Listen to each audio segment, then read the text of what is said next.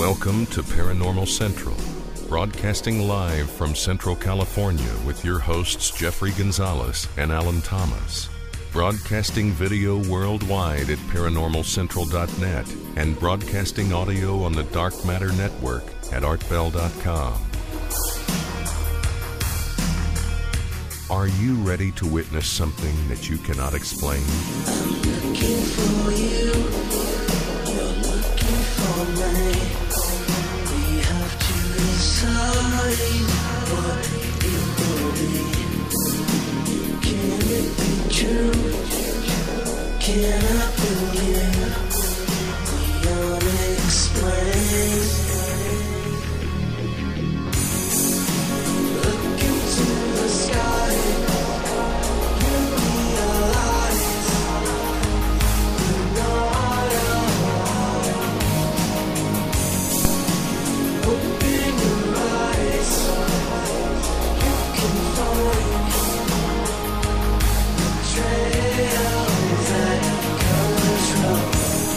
Hello everyone, welcome back to another episode of Paranormal Central, broadcasting live from Central California in the bottom left-hand corner of the Nevada Triangle. But yes, we are still in the Triangle, even though in California, in a city called Fresno, what I call Paranormal Central. Hello, welcome, my name is Jeffrey Gonzalez, your host. I want to thank you for showing up tonight wherever you may be around the world, and I mean around the world. We have fans now around the world. So appreciate that wherever you may be. I'm also the founder of a group called the Sanger Paranormal Society, been in existence for over 10 years. I am not just a talk show host. We are not just a talk show host. We're also investigators of the paranormal. So we go out and investigate everything that has to do with paranormal. UFOs, Bigfoot, ghosts, conspiracy theories, everything. We are there. And the reason why I started this is because I was gathering all this cool evidence, and people were coming to me and showing me these cool photographs and their stories, and I said, you know what, I need to really show the world what's really going on, and that's why I started this about 7 years ago. And this is where we're at, and you guys are probably looking at us, for those who've been watching us now for a long time, and probably going, holy crap, where are you guys at? Yeah, well, we again are upgrading as we go along. As you can see, we're in the different studio as we were in last 2 weeks ago, actually. We're upgrading in the constant mode. We're in a studio now that's a multi-purpose. Okay, this is where we're also shooting our TV show. And, you know, there are parts of it that I hate, you know, that we have to show you. And this is one of the parts of the studio that I think turned out really good, and that's why I wanted to show you. You know, we sent out a picture last week because we shot the band stuff here for the TV show. So we figured, you know what? Since we've already showed you guys on the internet what it looks like, then we might as well utilize it. I mean, I hate for it to go to waste. I mean, granted, we're going to use it, you know, on TV, but here you go. What do you guys think? Let me bring up the lights a little bit more. But yeah, I mean, the atmosphere is there, as you can see. Again, we're still in a building mode here. I mean, next week, you guys show up and watch us. There might be some other, you know, props added on our set, because, you know, we're constantly trying to give you guys the best show possible. And that's what our objective is. And we're going to try to keep doing this, because we want you guys to keep coming back to see, hey, I wonder what those guys are going to do next week or next week, you know. So, you know, we apologize for not being here last week. We got slammed big time for not being here. But then again, you know, we were filming our TV show. So that right there had to come priority, because we're going to talk about that in a little bit, though. All right. It was a lot of fun, though. Yeah, a lot of fun. So, you know what? Let's go ahead and get the Danny Meister on, Mr. Sasquatch himself. For all those who are tuning in for the very first time, where have you been? Well, you know what? I forgot to say, hey, my co-host, Alan Thomas. Hi, y'all. And womaning the board, back in the corner of the new studios, Emerald Bonilla. Hello. And she's going to get Danny on the phone. So She's got her new digs over there and her own heater. Danny. Hello. Hello. Hey, Danny. All right. Hello. Hello. You guys are back this week. Yes, absolutely. And you were here last week, so be quiet. Yeah, I was there. Yeah, you were taking some killer photographs, and you know what? Killer. I'm going to show one photograph that he took. Now this is we were here in the studio shooting the band takes, some of the band takes, anyways. And for all those who don't know what's going on, we got the opportunity, and it has given to us that the Fox network here in Central California has decided to give us an hour, which is 44 minutes really without commercial time, of broadcasting. And that's why we're doing the TV show, and we're going to give them the episode. And no contracts are signed. We're doing this on a trial basis, but we're going to give them 2 months worth of shows. So it's going to be a weekly show. The time, I believe, it's not, I don't think the time is going to be that good this time around, because we're coming in the middle of the season. We're going to be broadcasting the TV show at the end of January, where all the shows pick up again after the winter break. All right. Unfortunately, there are already shows already set in stone on certain dates. So the general manager can't go and remove one and put it in the slot. It just can't happen that way. So and times. And, that's what he's talking about. Yeah, times. So it won't be like 8 o'clock. Yeah, so that it ain't gonna be that that it's gonna be way early in the morning, unfortunately. But if you have DVRs, that's cool. That's how time to record them. But we can't complain because they're not charging us, guys. That's right. All right, they're not charging us for to put our show on the Fox network, and that doesn't happen from what I understand. I don't know anything about TV, and Alan can tell you it doesn't happen. No, you pay even at 3 in the morning or 4 in the morning. Okay, so no such thing as the witching hour. The witching, exactly, yeah. and that's what we're going to do. We're going to call it the witching hour. So, anyways, right now, what I'm going to do while we got Danny on the phone, I'm going to show him a picture of the band that he took, and I'm going to put it on the screen so everybody can see it really fast. Like DVRs, hey, makes time. Rather, you can watch it anytime you want. I love that picture, Danny. I don't see nothing. Hold on. Yeah, man. There it is. Nothing on the iPad tonight either. I'm sitting here looking at like it didn't start. There is my house band, Possess Tranquility. I'm really picky. I've been in the music business for a long time, and I know my way around music, and I knew what I wanted for our band. For our house band, and these guys fit it perfectly. And so anyways, as you can see, the backdrop on there is basically where we're sitting right now. So if you would have the camera looking towards that way, then that's the part where we're going to be doing the interviews and all that kind of stuff. So I just wanted to show that. Danny shot that picture last week. As you can see, Valderrama Photography, bottom left-hand corner. So, all right. Okay, now let's get on with the Squatch Report for November the 23rd. And I'm going to put up the first picture. And that's, you know what, I'm going to go ahead and just zoom in on that. And, all right, you go, Danny. Go for it, man. All right, the first one's from Reuters. Laura Zuckerman wrote the story. It's from November 13th. And Wyoming authorities warn of a dangerous wildlife predator on the loose. Oh, yes. And the Wyoming authorities warned residents of an Indian reservation to be on the lookout for a dangerous predator suspected in the death of a 40-year-old woman who died after being attacked by at least one unidentified animal. And these warnings were from the Fremont County Chief Deputy Coroner. He said an examination of the woman's body found on the mountainous Wind River Reservation showed that she died of an animal attack or a combination of hypothermia and wounds inflicted by one or more predators.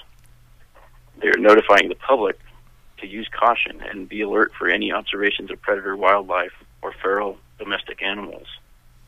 He declined to say what sort of animal might be involved in the attack on the 2.3 million acre reservation in Wyoming. But the case is being investigated by the FBI. There, okay, stop right there.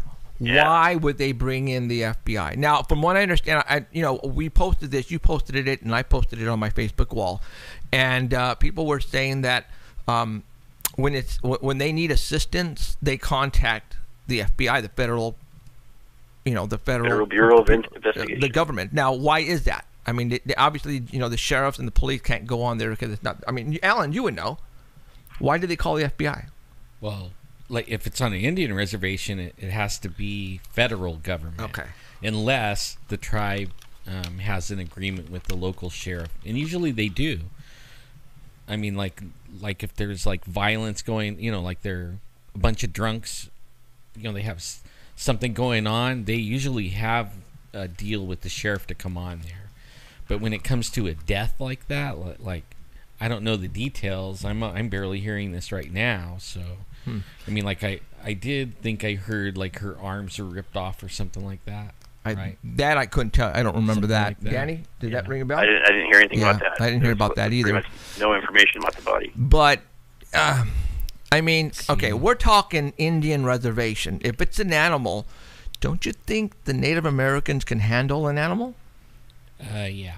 Okay, that's where I'm going at. But no, they decided to call in reinforcements, assistance, and that's telling me it isn't an animal.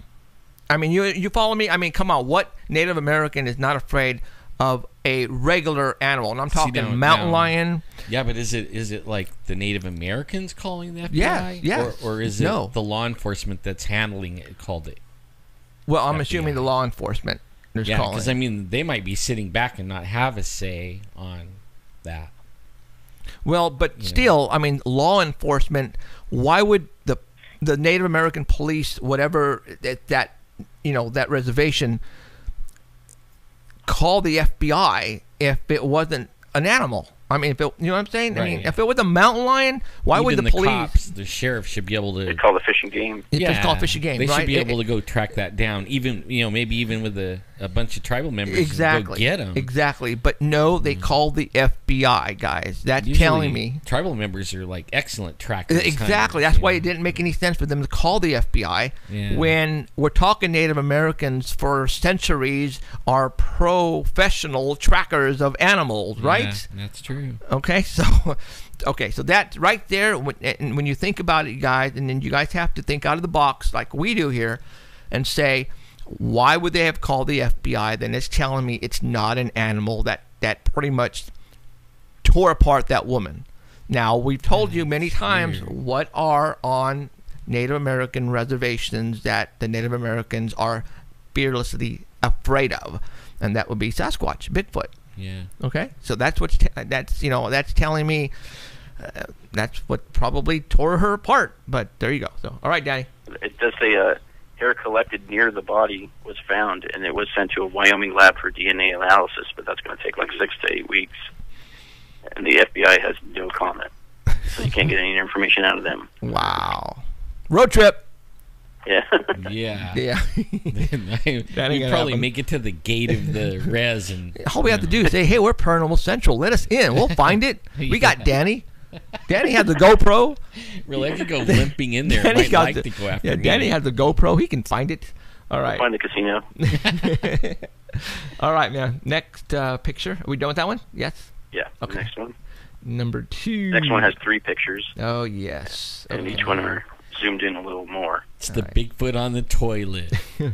This All right. is by Adam Bird. All right. The Talk good guy about over that. there at Bigfoot Believers Only page, and also by Bigfoot Evidence. They posted this on November 20th. And a woman from New York, her name is Michelle Brown, took this photo. And it's something sitting in a wash tub. Yep. You can't see the lower legs, and the feet are hidden. But she took this one out her back window and has no clue what it is. Could be a baby Bigfoot. Could be a monkey. I don't know. In New York, I mean, Yeah, but how come, like, okay, you took one picture of a Bigfoot sitting in a tub. You're not glued to that.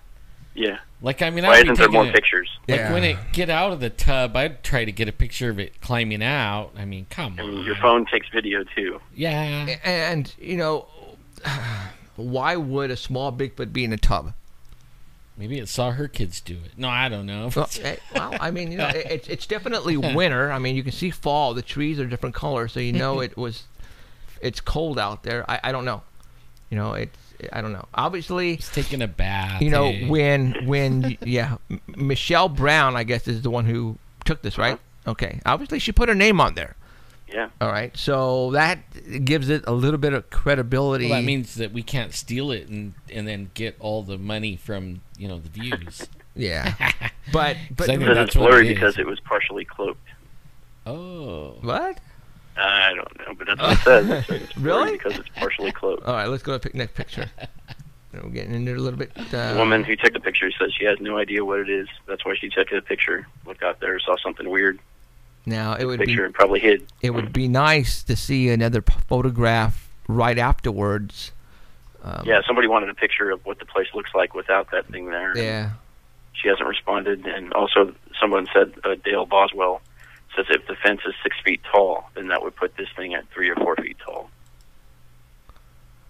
Because it's like sitting down. You know what? It almost looks like you're Wait. Emerald, Yes.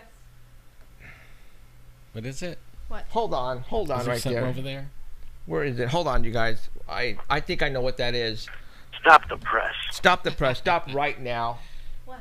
Hold on. Let me find it. Hold on. I'm going to debunk this right here, right now. Uh-oh. Jeff's on a mission. Chaka from Land of the Lost. Ooh, that's what I thought it looked like. No. Hold on. What are you looking for? I don't see it. Oh. Is it? No, there on the floor.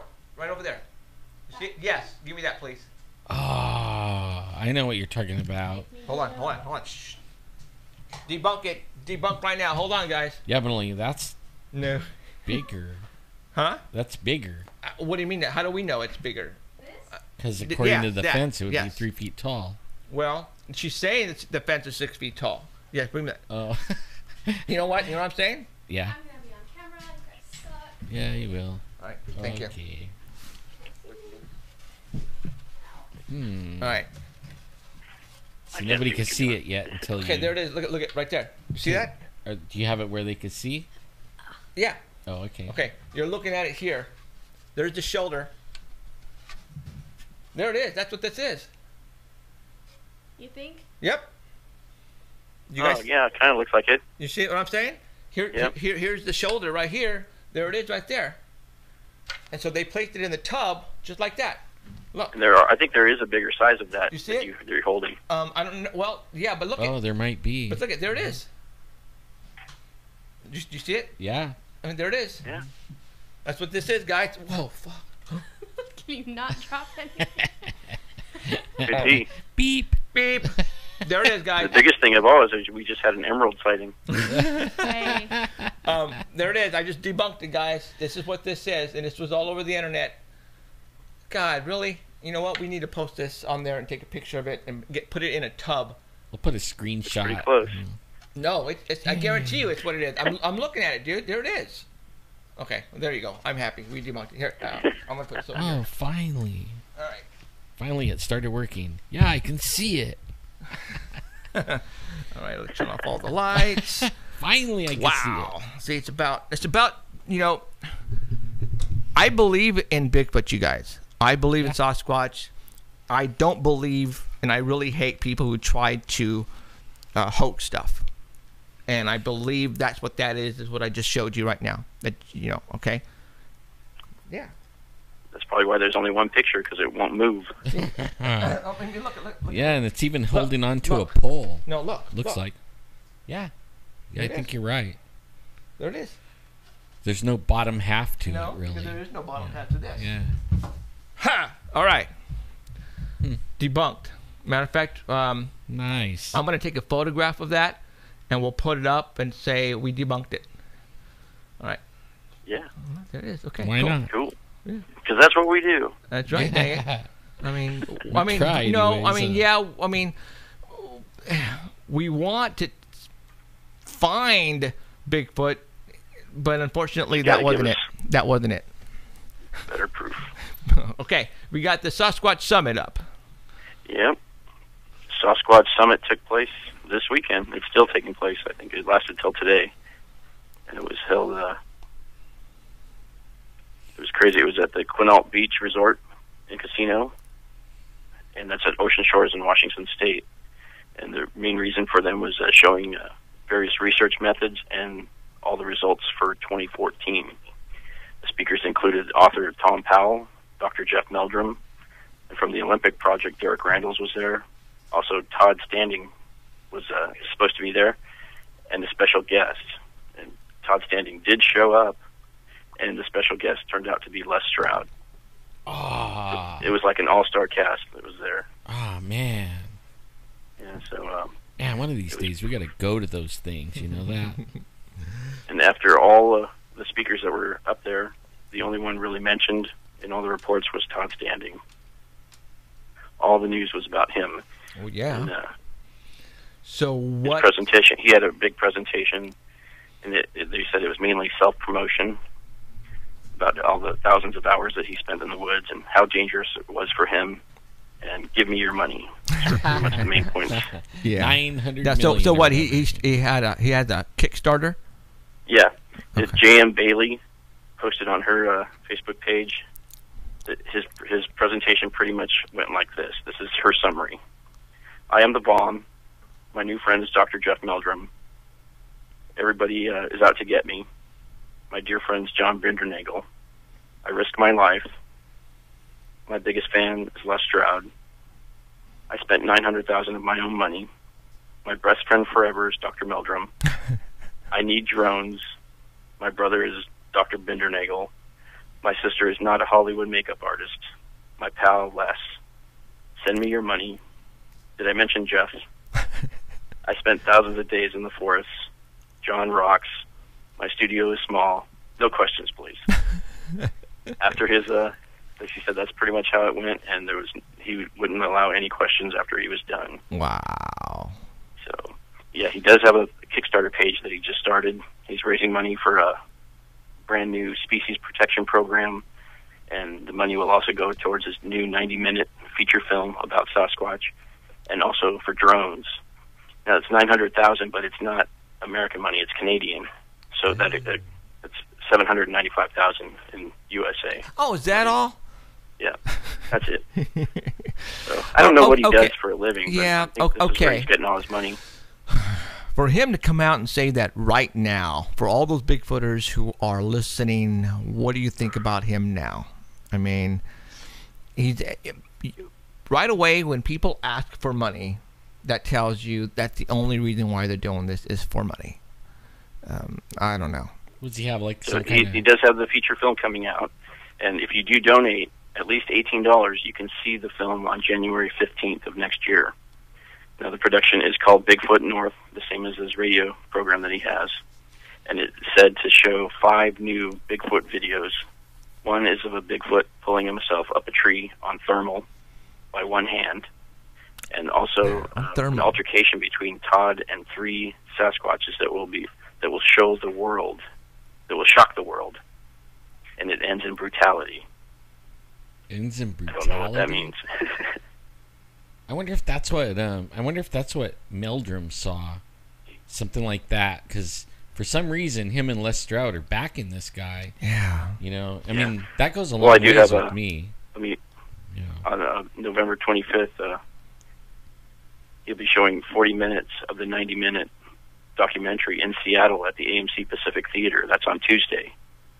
So you can see 40 minutes of this 90-minute film if you're in Seattle. And if you are on Kickstarter, so far he has 36 backers. And with 54 days to go, he has $760, but that's in Canadian money, so I don't know what that equates to. $496.33. I don't know. $760, is it? Comes out to American $2.98. Oh my gosh! Yeah. See, that tells you right there. He's not going to get any money. He took a beating on the internet after he showed up.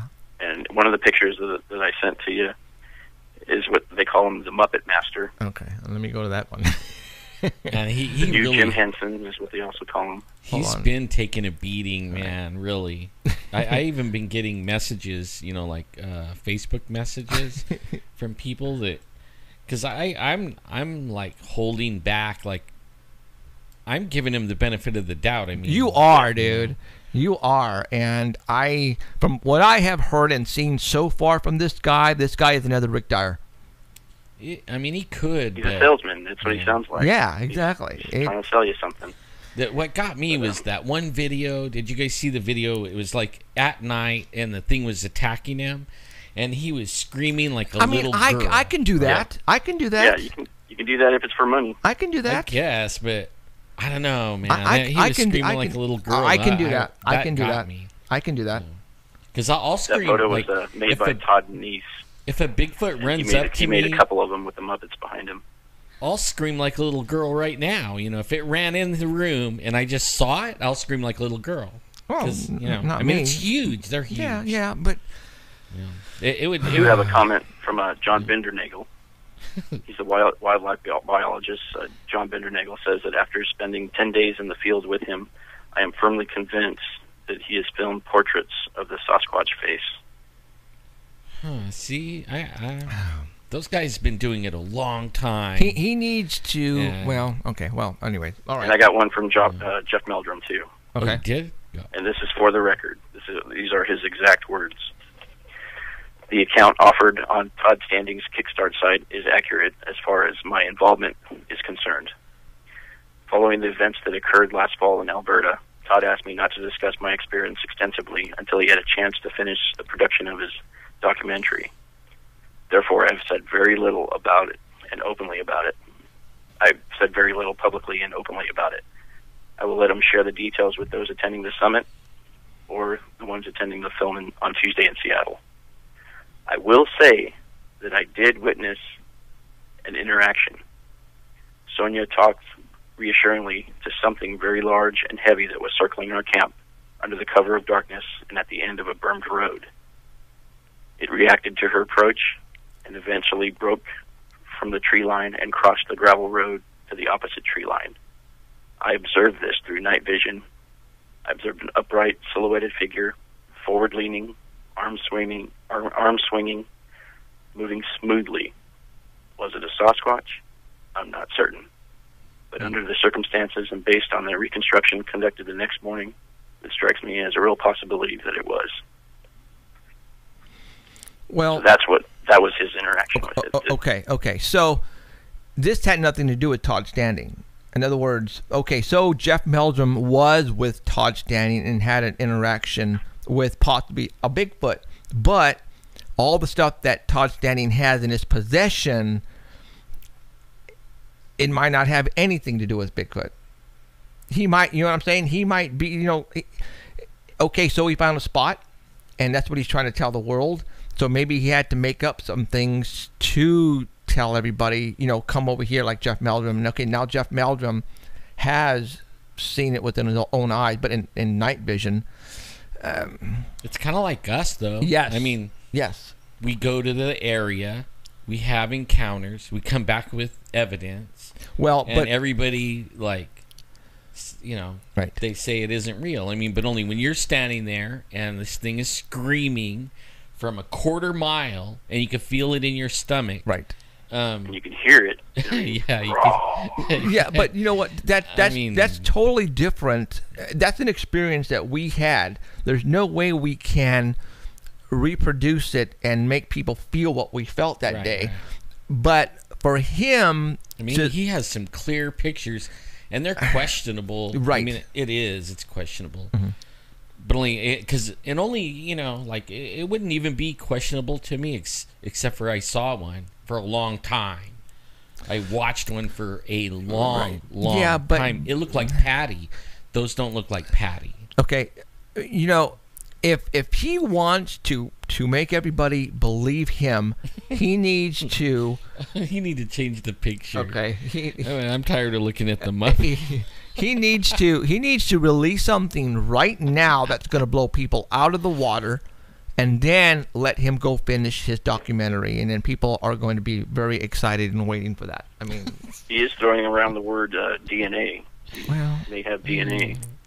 But still, though, you can, unless you have $30,000, $40,000, or $700,000, and trust whoever you take that DNA to get it tested, you're not going to know. They're going to come back and it's contaminated. There's human involvement in it. There's human contamination. And then, what then? You know what I'm saying? Just like what happened to us. Exactly Yep. what happened. Oh, That's what I don't know what that is. incoming! Everybody jump under the desk. The saga continues. So It is interesting though. This one is getting debated on Facebook groups. right. It's I mean, everywhere. there's people like at each other over this one. I mean, People are getting kicked out of groups because of this. yeah, That's crazy. So. yeah. It is. I mean, like, And is it because they are sticking up for him or cutting him down? Some sites have a policy where you cannot talk about hoaxers, and he's considered a hoaxer. So Right. if you talk about him on their site, you get kicked out. And then some are using profanity and arguing with everybody, and they get kicked out. man, like for me, I go on these. I belong to like, man, I don't know how many Bigfoot groups. There's a bunch. And I don't really say much on them. There's a few lately that I've been posting on. Some other stuff that Mark Anders is putting up. Have you seen some of those pictures that Mark Anders is putting up? Yeah. Now those look like exactly what I saw walking in the woods. I mean, they're big. They're like 4.5, 5 feet wide. They got big old huge muscles. The only difference, the fur is not as black. They're not as defined. The muscle definition isn't there. But they're still huge. I mean, they're huge. And so I've been commenting on those only because that's like so close to what I saw. It gives me the creeps. No. Well, when somebody asks for money, Yeah.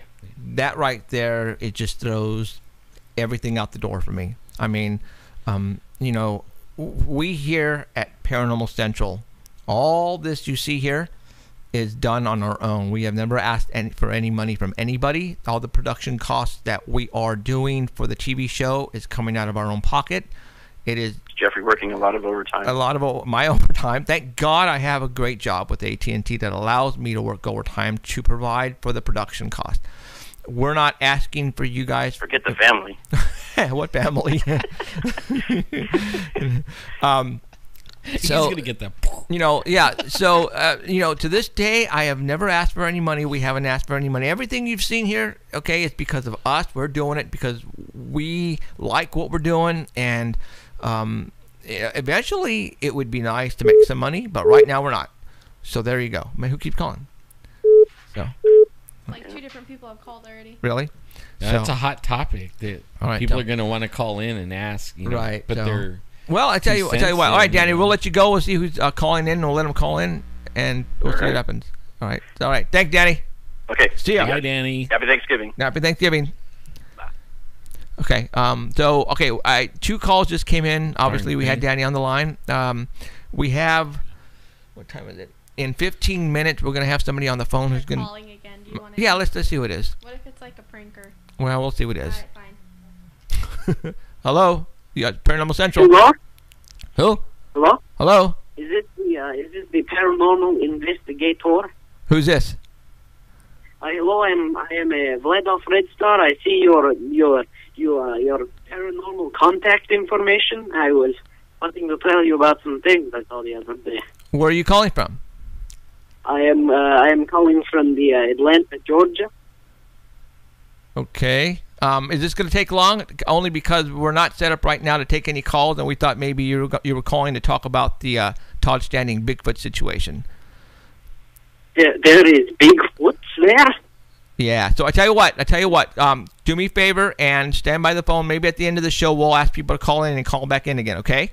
Oh crap! You're recording show right now. Yes. Hello, television. You're on the internet, on the internet worldwide right now.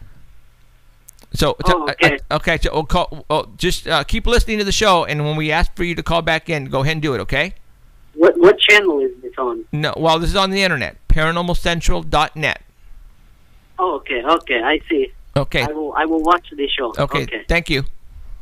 No problem. Oops. Sorry. Oops. Oops. Yeah. So okay. Sounds like It sounded like he was in a different country to me. Nah, but- yeah, I don't know if that was legit or not. So we'll see what happens. But I know. that's what happens when you can't, you know. Are you the one that has the UFO? I thought guys are I thought he was calling from like Yugoslavia or Russia or yeah. something. And all of a sudden he said Atlanta, Georgia. I'm like, huh? Yeah, I think even our guys like I think we're being punked. Yeah. Yeah, but we have viewers in Russia. Yeah, we have viewers all over the place, man. There's- everywhere. Yeah. I mean, we get to look at the numbers. You guys don't. But I mean, there's viewers everywhere. Yeah. So. For reals. Okay. Before we're gonna have a caller, I'm gonna call somebody who called me during the week actually, and you got another call? No. Oh no, not yet. No, we're gonna call her at 15 after or 45. So we got 8 minutes left.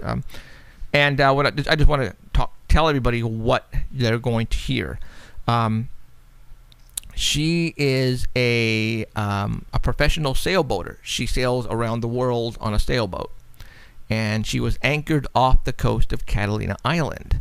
And at night, I think it was 12 o'clock midnight, right around there, while her partner was asleep, she witnessed this light hovering over the waters. And got video of it, guys. And we're going to show that to you here on live stream in a little bit. We're going to let her describe her events. Apparently, the whole family has been now involved in UFO abduction. We're going to have her brother at the second part of the show come on, and he's going to talk about his situation that happened with his family on an airplane, guys. Oh, man, this is good. All right, so I'm not going to say any much more. You guys are going to have to stick around and listen. But I think this whole family is somehow connected since they were small with abductions or whatever. So there's a lot more to it, guys, and it's going to be good. So at 45 minutes till or after the hour, we're going to go ahead and call her. So you know, like where she saw that over the years, that's where the UFOs go in and out of the ocean. Yep, that's Catalina Island. There's supposedly an underground, a U.S. That's exactly where they say that thing is. Yeah, that's well, out there under the Malibu. Actually, ocean. Malibu is where that thing. It's not far from there. Malibu's not far. Yeah, so we'll see what happens. But okay, obviously we haven't been here for 2 weeks. A lot of things have happened, and I got a flyer. Not a flyer. Somebody sent me a. No, you know what? Before that, let's talk about the tunnels really quick. For all those who were with us a couple of weeks ago, 3 weeks ago actually, where I want to say pretty much debuted those pictures of those tunnels here first, worldwide. It was done here first, and then we had Kathy Omachi and Jeremy Brownstein on the week after, which was about 2 weeks ago. This is kind of funny, guys, but we had her on 2 weeks ago, both of them in the studio live, and then not more than a couple days afterwards, they decided to take the tunnels pictures that were mine and go national with them, and the networks found out about them, and it went all over the place, guys. Now this is where it's really bugging me, and I want to tell you why. At the site where these tunnels are located, at the corner of G and Kern, right across the street from Central Fish Company in Chinatown. If you go over there tomorrow, and if you walk around the old Del Monte building that's being demolished right now, you will notice that there is a rent-a-fence around the whole structure with security guards. Sure, I can understand, because there's a lot of homeless people out there. But on the north side of the demolition grounds, they have those green tarps that they apply onto the fence so you can't look in. Only on the parts where the tunnels are at. On the southern part of the demolition grounds, there are no green drapes that are covering the fence, so you can look right through. They discovered these tunnels, or actually there's tunnels, but they're saying tunnel, singular, in September. To me, I don't think they were going to come out and tell anybody that they had located these tunnels. If I didn't get these pictures and divulge them here on the air, nobody would ever know that these tunnels existed. They were trying to keep it hush-hush. Because of me, Kathy was able to take these and use them as ammunition and basically, tell the world about these tunnels. I can't get why they think a bullet train is way more important than history. And I mean, other cities, they have high tourism, and they come just to go in the tunnels. Yeah, but see, this high-speed rail is not only about Fresno; it's about all of California. Yeah, but I mean, why does it have to go like right? And even like when you look at the plans, it's dumb. Well, it's going.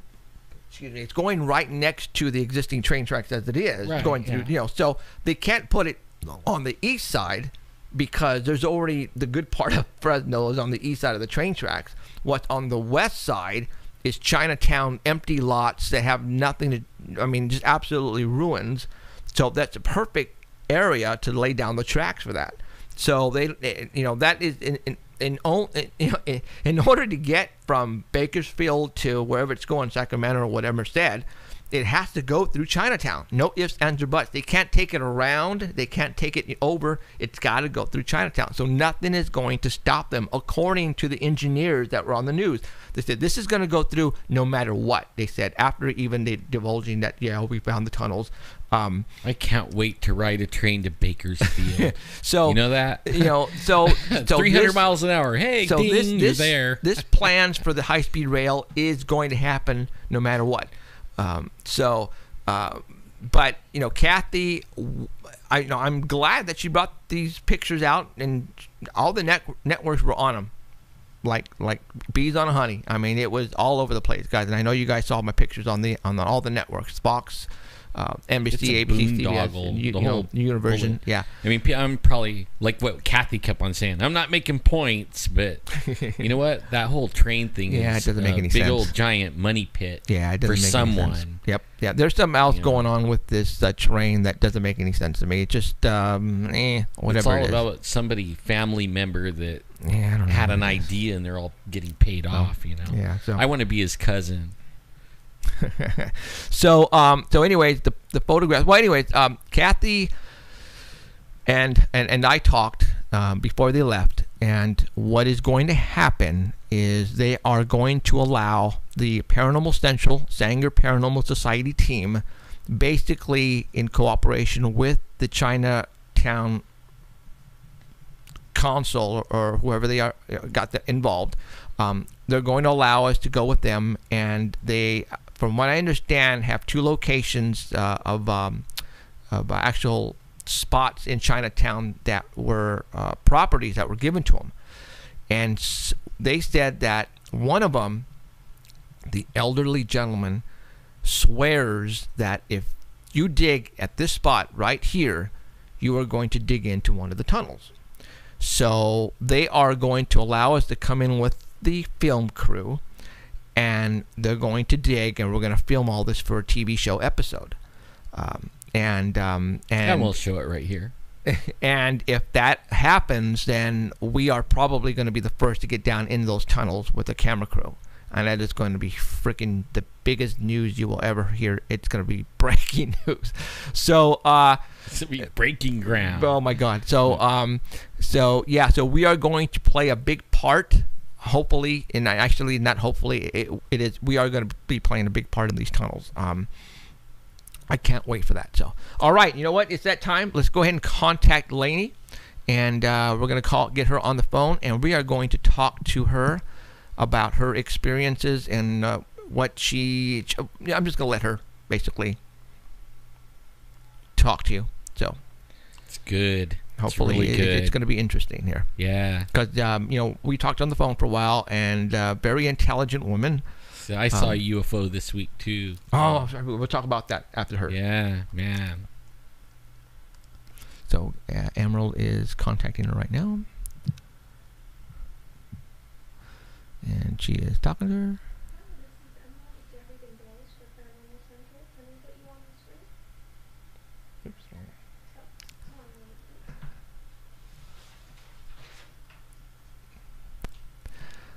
Hello, Lainey. Hi, is this Jeffrey? This is Jeffrey. How's it going?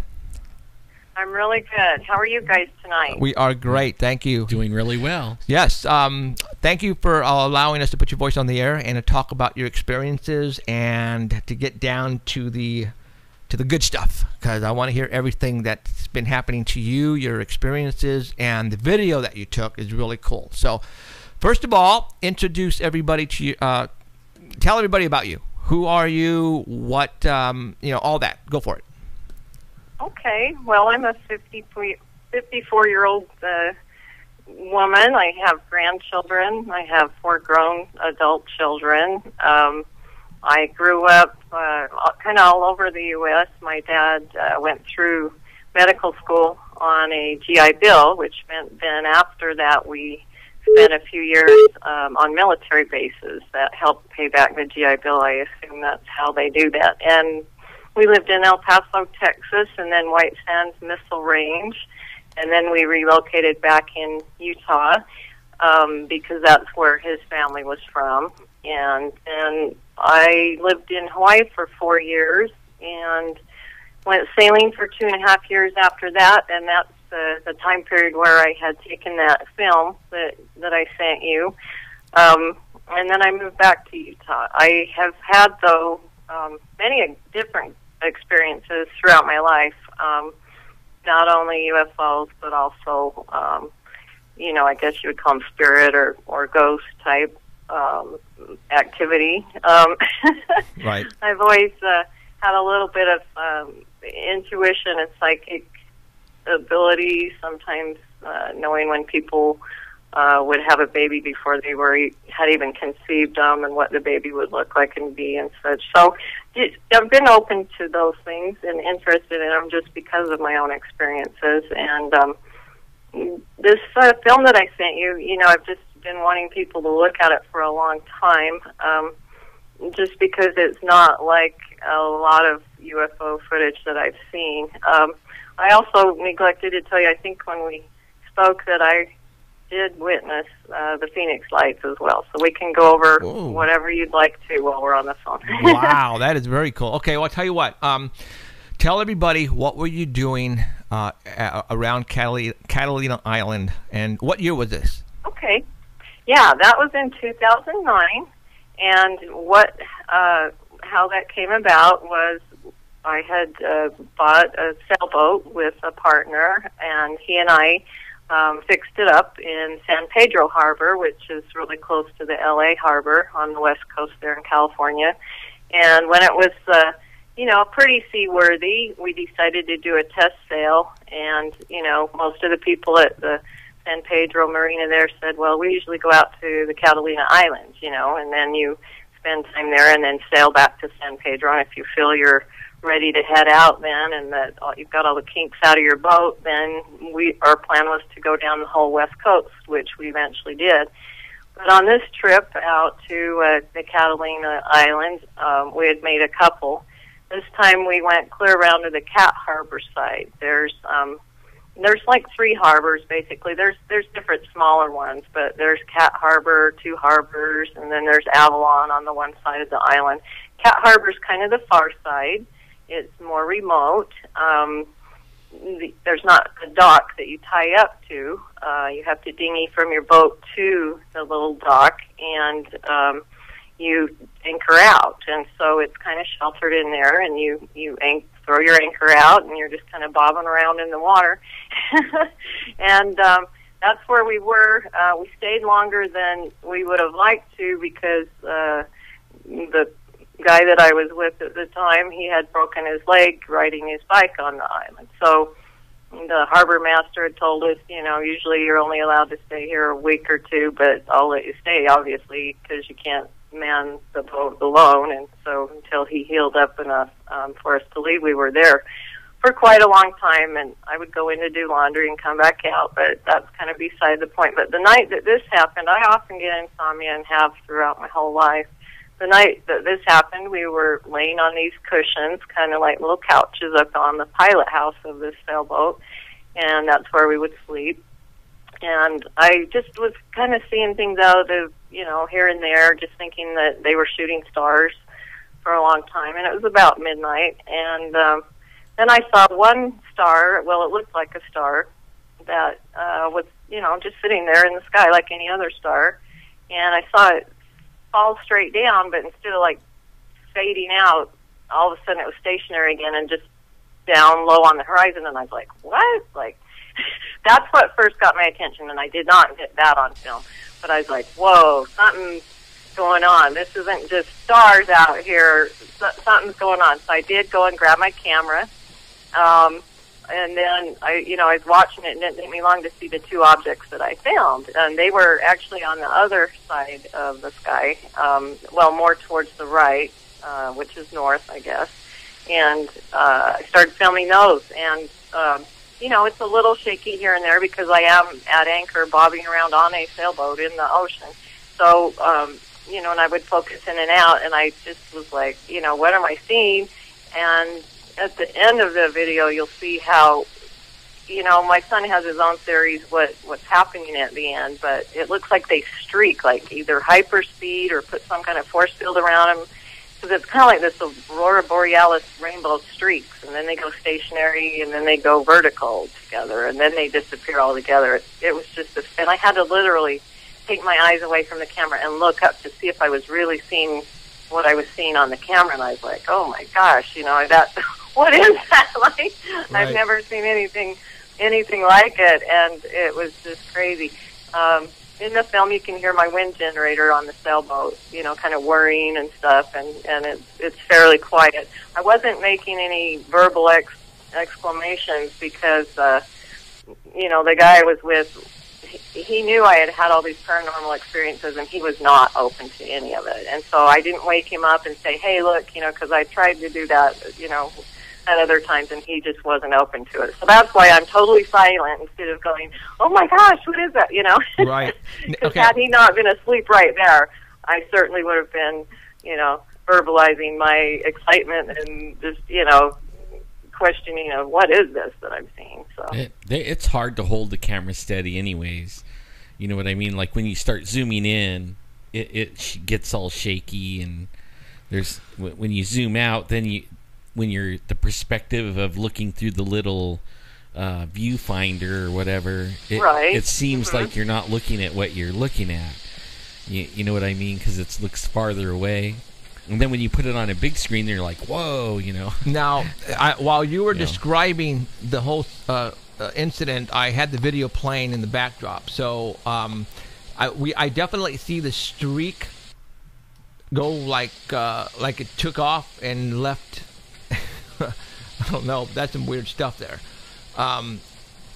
Yeah. Yeah, if you slow it down, you'll see that when they start streaking, and you'll want to watch it full screen because you won't see both of them the whole time unless you, for some reason, like you do it full screen. And I can try to get you a copy of my original, but that's the one on YouTube. I think I sent you. But anyway, you can literally see the one on the left turn from like a round circle to it starts going so fast to the right that it literally turns into like a little white right arrow looking shape because it's just streaking so fast. And so it had to be just, I don't know how fast it had to be going, but there are a lot of little nuances prior to that. If you look, you'll see it almost looks like something's dropping out of the bottom of them, and they kind of change colors, and you'll see something rotate around the one on the left. Like if you watch real close, you'll see the light get kind of blanked out. The light gets covered up and kind of goes off for a minute, and you'll notice something's rotating around it. And so, I mean, of course, because it's, you can't see the whole thing, and it's nighttime, I don't know what's rotating around or what it's doing, but it's almost as if something's rotating around it, or maybe the whole thing's rotating around and part of it's covered with, the light isn't there. But so if you watch it real close, there's a lot of little nuances that are very strange. Right now, I paused it at the spot where the actual object, white object, is now looking like an arrow, and it looked like it took off, and there's a streak off to the right. And then eventually that white is going to disappear because the thing is now gone. I'm going to play it again really quick. So, boom, there it took off. I mean, it just must be going so fast that it makes it look like an arrow shape because it's just like. And you know. Well, you know what? Okay, right there. I'm gonna stop it. For all those, okay, hold on. This is incredible. You got some good stuff, and I'm gonna tell you why. I'm gonna right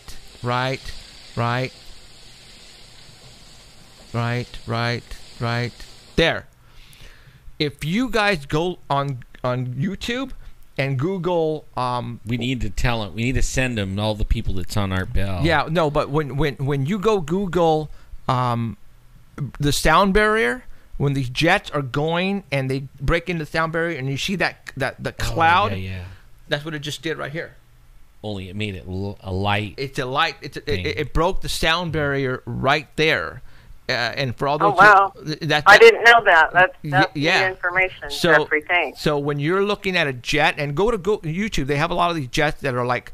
They've taken photographs of these jets are like coming right really close, like over an aircraft carrier, and all of a sudden you see the atmosphere or whatever, or the air around it, to do something weird. That's exactly what this did right here. So your object here, when it took off, it broke the sound. But you should have heard it though. But you didn't hear anything. Only they never make a sound. But they never make a sound. I did not hear a sound. They never make a sound. I did not hear a boom. Yeah, right. That is one thing. There was total silence. I mean, really. Boom. And you can hear because, you would have God. heard it on the video, too. This is crazy. So, yeah, there was no big boom. Right. So Okay. don't ask me what that means. So it's all questions. Right. You know? Okay. For all those who want to go on YouTube and check out this video, you only have 667 views on this thing. So obviously, you didn't really. I know. I want more input. I want people to see it and say, hey, if other people have seen anything remotely like it. Now, I have seen a couple videos where it looks sort of similar to these things before they do the streaky takeoff, hyper speed thing and the little, rainbow looking things. Before it does that, I've seen some that look kind of similar to what they're doing prior to that. But I've never seen any footage with these hyper speed streaks in them. Have you? No, I haven't, and only because this is at nighttime. And that's the reason why you're able to actually see this. And maybe that is why. And this was around midnight. I mean, this was late. Now, do you remember if there was any haze or fog over the waters? I mean, was it a little? It looks clear as a bell in the video. You mean over the ocean? See, I was in this harbor, so it was kind of enclosed.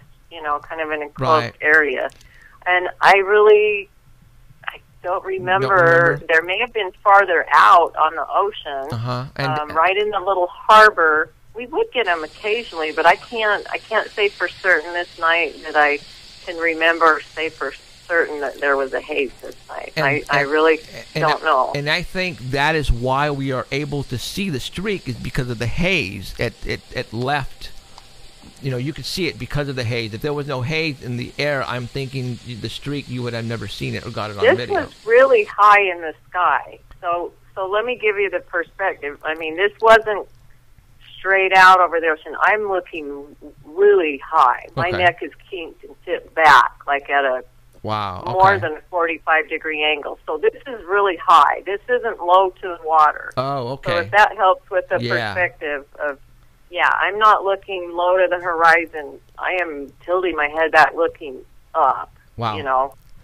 Okay. Yeah. So it was up there. For those, wasn't low to the water where any haze would have been. Gotcha. Okay. For those who are on the Art Bell or who want to go see the video personally for yourselves, the title of it is UFOs plural go hyperspeed. And that's really all you need to type in, because that's what I did, and it came up right away. UFOs go hyperspeed, and then you'll get the video. But it's on YouTube right now. That is I don't think I've ever seen a video where somebody catches a UFO taking off, just boom, gone, and you can see the direction it left from left to right. And that is at the very end because after they did that, I mean, they literally disappeared. Right. I mean, when you see them disappear on screen and then, like, a few seconds later I stopped filming is because they literally were gone. Don't ask me where they went, but they were gone. And they didn't come back, or I would have filmed again. So. Right.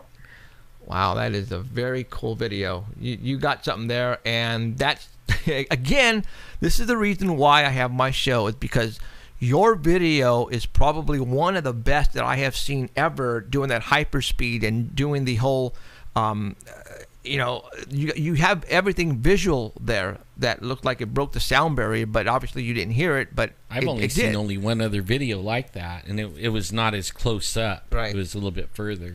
And I'd love to see that, but I'll talk to you about that later. But to look into it's hard to get views. One and different things, and you guys are just so totally. To me, you guys do great investigative work, and you guys are like on the boots on the ground. So, out of all the shows I've watched, I really do respect you guys. I just want you to know that. Thank you very much. That means a lot, because that tells us we're doing the right thing. Yeah. You know, and you are. And this is the whole idea of finding people like you that have videos, and I've said this before, there's got to be people out there who have the best looking, the best videos and photographs that they are keeping in their dresser drawer, and they don't want to tell anybody, or they have. Yes, I've heard you guys say that, and that's true. Yeah, you know, look, you have something that just blows me away, because you actually see the UFO, unidentified flying object, take off from left to right. You see the streak, and then at the very end, it leaves off what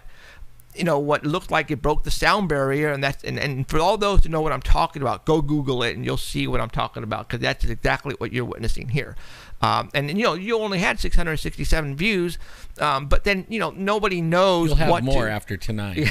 Yeah, it's because there's so many millions of ones out there, so who knows it's there until they see it. That's the thing. It's like you do have to give some kind of exposure for people to look at it and find it. Exactly. But and they not only go one direction, but they actually stop again and then go a different direction in tandem. You did see that, right? Well, I did. Yeah, I did. See, I seen one, like the very first UFO I ever saw. I thought it was a star.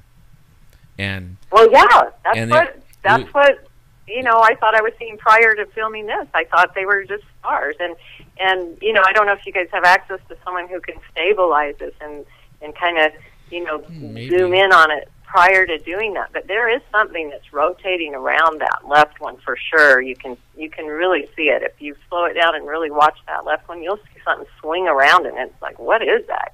Wow. It might be part of it. You know what I mean? Like, some videos they or maybe morph. It's turning, or I don't know. I've seen some videos where they morph, and they'll be like one shape, and then they turn into another shape. Right. Like we have. Well, and it's kind of like blobbing something off the bottom too, almost like it looks like a dripping flame or candle or something. It's so unique and it's a good like they all are. They're all unique, all sightings. But right. All these questions, that we have, it's like, wouldn't it be neat someday to know the answers? One of these days. One of these days. Know, okay, now you said when we were talking on the phone, you lived in a lot of different places. You mentioned Hawaii, for example, and you said you've had some experiences there in Hawaii. Were you there with your family when you were living in Hawaii? Okay, I was there with my other children were grown. Okay. And they stayed on the mainland, but I did move there with my ex-husband and my stepson. So I had my stepson that lived there. Okay. And my husband at the time, yes. Okay. When the experience I told you happened, they had both left the island because we ended up, sad to say, but we divorced. He had issues. Nobody's perfect, but we ended up divorcing, and I was alone still in the jungle because I lived off-grid on the big island of Hawaii near the coast. It's called Va'ava'a, and it's in the Puna district, and that's when I had that experience. So I was living alone, and it was very remote road, very, dirt road, off-grid, in the jungle, and things had happened prior to him leaving, though, that kind of led up to this, or that I realized after the fact that must have obviously been part of it. And so, do you want me to go into all that? Yeah, absolutely. Also, Okay. like, that stuff So was making before me he go. left, I started having a lot of strange things happening. A lot of things that I think were extremely strange were he would notice bruises on me, and it was like fingertip bruises, little round fingertip bruises, and there'd be 2 on the opposing side and like 1 on the other side, and it would be places where I couldn't see the bruises, like the back of my hips, or the back of my upper arms, or the back of my thighs, and on my calves. It's like something or someone had pinched me or held me or lifted me or something, because there was bruises. And they were always 3 of them. 3 of them. They were Okay. round. Are you guys listening to this? 3 fingers. And small, it looks like fingertips. And so, and I would be like, what? Like, because he would say, I mean, we didn't have a great relationship, and he would say things like, even though I never cheated on him, he'd say, who's giving you those bruises? What, where are you getting those bruises? And I'd be like, what? What are you talking about? Right. And I'd look in the mirror with another mirror so I could see my back or whatever, and then I'd see him, and I'd be like, oh my gosh, what the heck? And this happened, quite a few times, and I kept getting these bruises, and I started to have, some other health symptoms, like that I would wake up and literally feel like I slept on a cement floor all night. I'd be so sore and just so exhausted, like I hadn't slept at all, and I would just, my health, I felt just sleep deprived, and I was not doing well and not feeling well, and I had insomnia, sometimes, and I just, I don't know, it was really strange, and I did have, now this again, I wonder about, because I know people that have experiences, sometimes they think they're dreams and they're not, and the one experience was definitely not a dream, but I do have memories of dreams that I had prior to this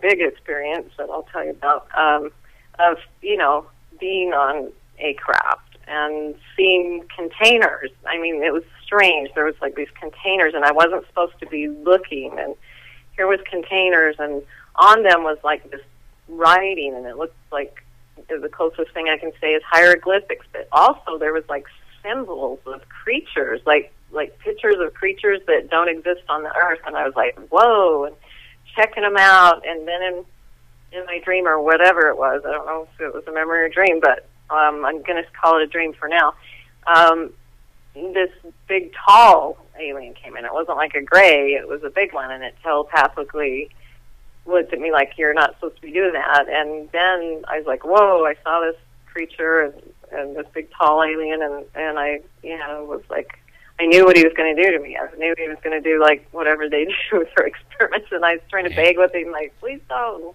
That's scary. It was like he had a brief second of empathy, and then nope, and then that next thing I know, I woke up. But that's neither here nor there. But I know the one experience I had was not a dream, and that's when it kind of freaked me out, because I realized that the bruises, at the very least, were probably a precursor to this, and that some things had been happening prior. Now, do you remember this happening to you when you were a young kid as well? Do you remember anything like this happening when you were small? I had paranormal experiences. I can't remember, and they say sometimes you remember, I've heard people talk about abductions and that they remember them as animals. So, I used to have very strange dreams as a kid. I did. Something would take me, something, like they say, was under your bed, and things like that. But I can't say I remember seeing an alien as a child, or, I don't have any conscious memories of being taken as a child, but I did have experience with spirit as a child, because I was about 8 years old, and when we lived in El Paso on the military base at William Beaumont General Hospital housing, they're kind of duplexes that face each other. I saw a little girl when we barely moved in, over in the neighbor's house and by the sliding door, and a little cute, dark-haired, Spanish-looking baby, and about 2 years old, she was crying, and then a couple of days later, the mother came over and was talking to my mom, and I said, "Oh, your little girl's so cute." And she kind of got this, you know, weird look on her face, and like kind of got real quiet, and then and I didn't know what I'd said or done wrong, and my mom later told me that she did have a little girl that she had passed, and am I sure that's the house I saw her in? And I said, well, yeah, it was that, you know, right kitty corner, you know, backyard to backyard, that was the house. And she goes, oh, wow, she said. And my mom said, that's, you know, really weird. Because her daughter's been passed. And now, the sad thing to me was that the little girl was crying, and so I thought, well, that's not fair. If a little baby dies, they shouldn't be crying and earthbound. Right. Hey, you just mentioned that you lived on a military base. Yes, we lived it, and then after we lived in El Paso. Now, wait, hold, Lainey, hold on. Now, what was the reason you guys lived on a military base? Well, my dad had gone through medical school. Okay. He lived in Iowa. He's an osteopath, kind of like an MD, but they're called DOs. He's a doctor, and he went through medical school in Des Moines, Iowa, and he owed the military time doing residency and internship, or whatever they call it. You know, after they graduate med school, they have to do 4 more years. And so we spent 2 years in El Paso, and he was in the military being a doctor, paying back his GI Bill, which helped fund his, you know, medical education. And then we went to White Sands Missile Range, New Mexico, for 2 years after that. Just kind of weird that you're having all. I was gonna say it's kind of weird that you're having all these experiences, and it's you know, you lived on military bases, and you know your father was in the military. Well, I thought that too. I thought there's more than coincidences going on here. I mean, there's a lot of.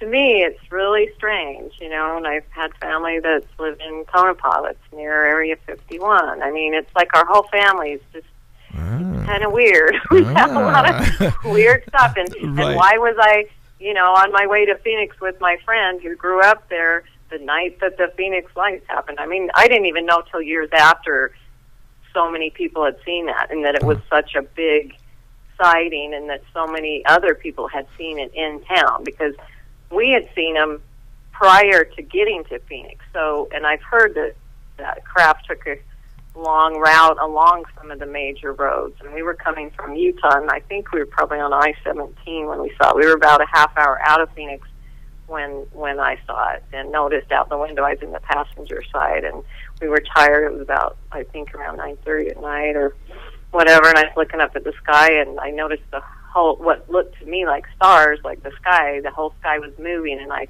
freaked out and told my friend Shauna, pull over, pull over, I gotta get out and look at something, you know, and yeah, we all saw it, and her niece and their little niece's friend who was 15 started screaming and stuff, so we had to leave. They were kind of freaked out. But, wow. Man, you have... And that was no flares or whatever they tried to say it was. Right. No way. Chinese letters, It blocked out the whole sky. Like, it must have been huge and or very low, because standing there and looking at it, it was silent, like everyone says, totally silent. And it blocked out our vision of the whole sky. I saw no stationary points of light, no stationary stars. The whole sky was moving, and it wasn't just the V-shaped thing that I saw of lights. It had lights all on the bottom of it that mimic stars. So I don't know if it changes and turns lights on and off or what, but it had lights that totally mimicked stars, but the whole thing was moving in tandem. And so I knew it had to be one huge craft, and the hairs on my neck went up, and I was like, wow, what is this? And so we told my friend's mother when we got to Phoenix about it, and you know, and I did hear something, there was some small blurb in the paper the next morning, but you know, we focused on our trip and stuff. But wow, that was huge. Yeah. Yes, it was.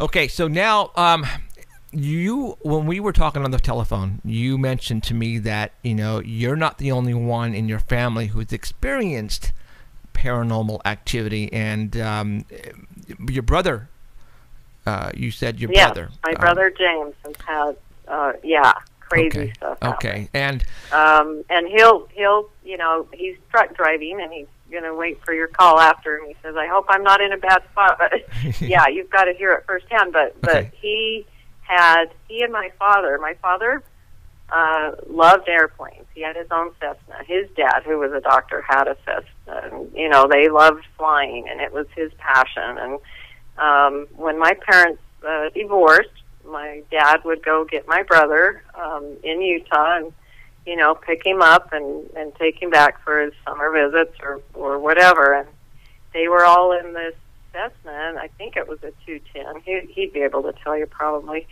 And they saw a cloud, and my stepmom was with them, so there was 3 people in the Cessna, and my brother was probably about 13 at the time, and he was born in 1966, so whatever year that was.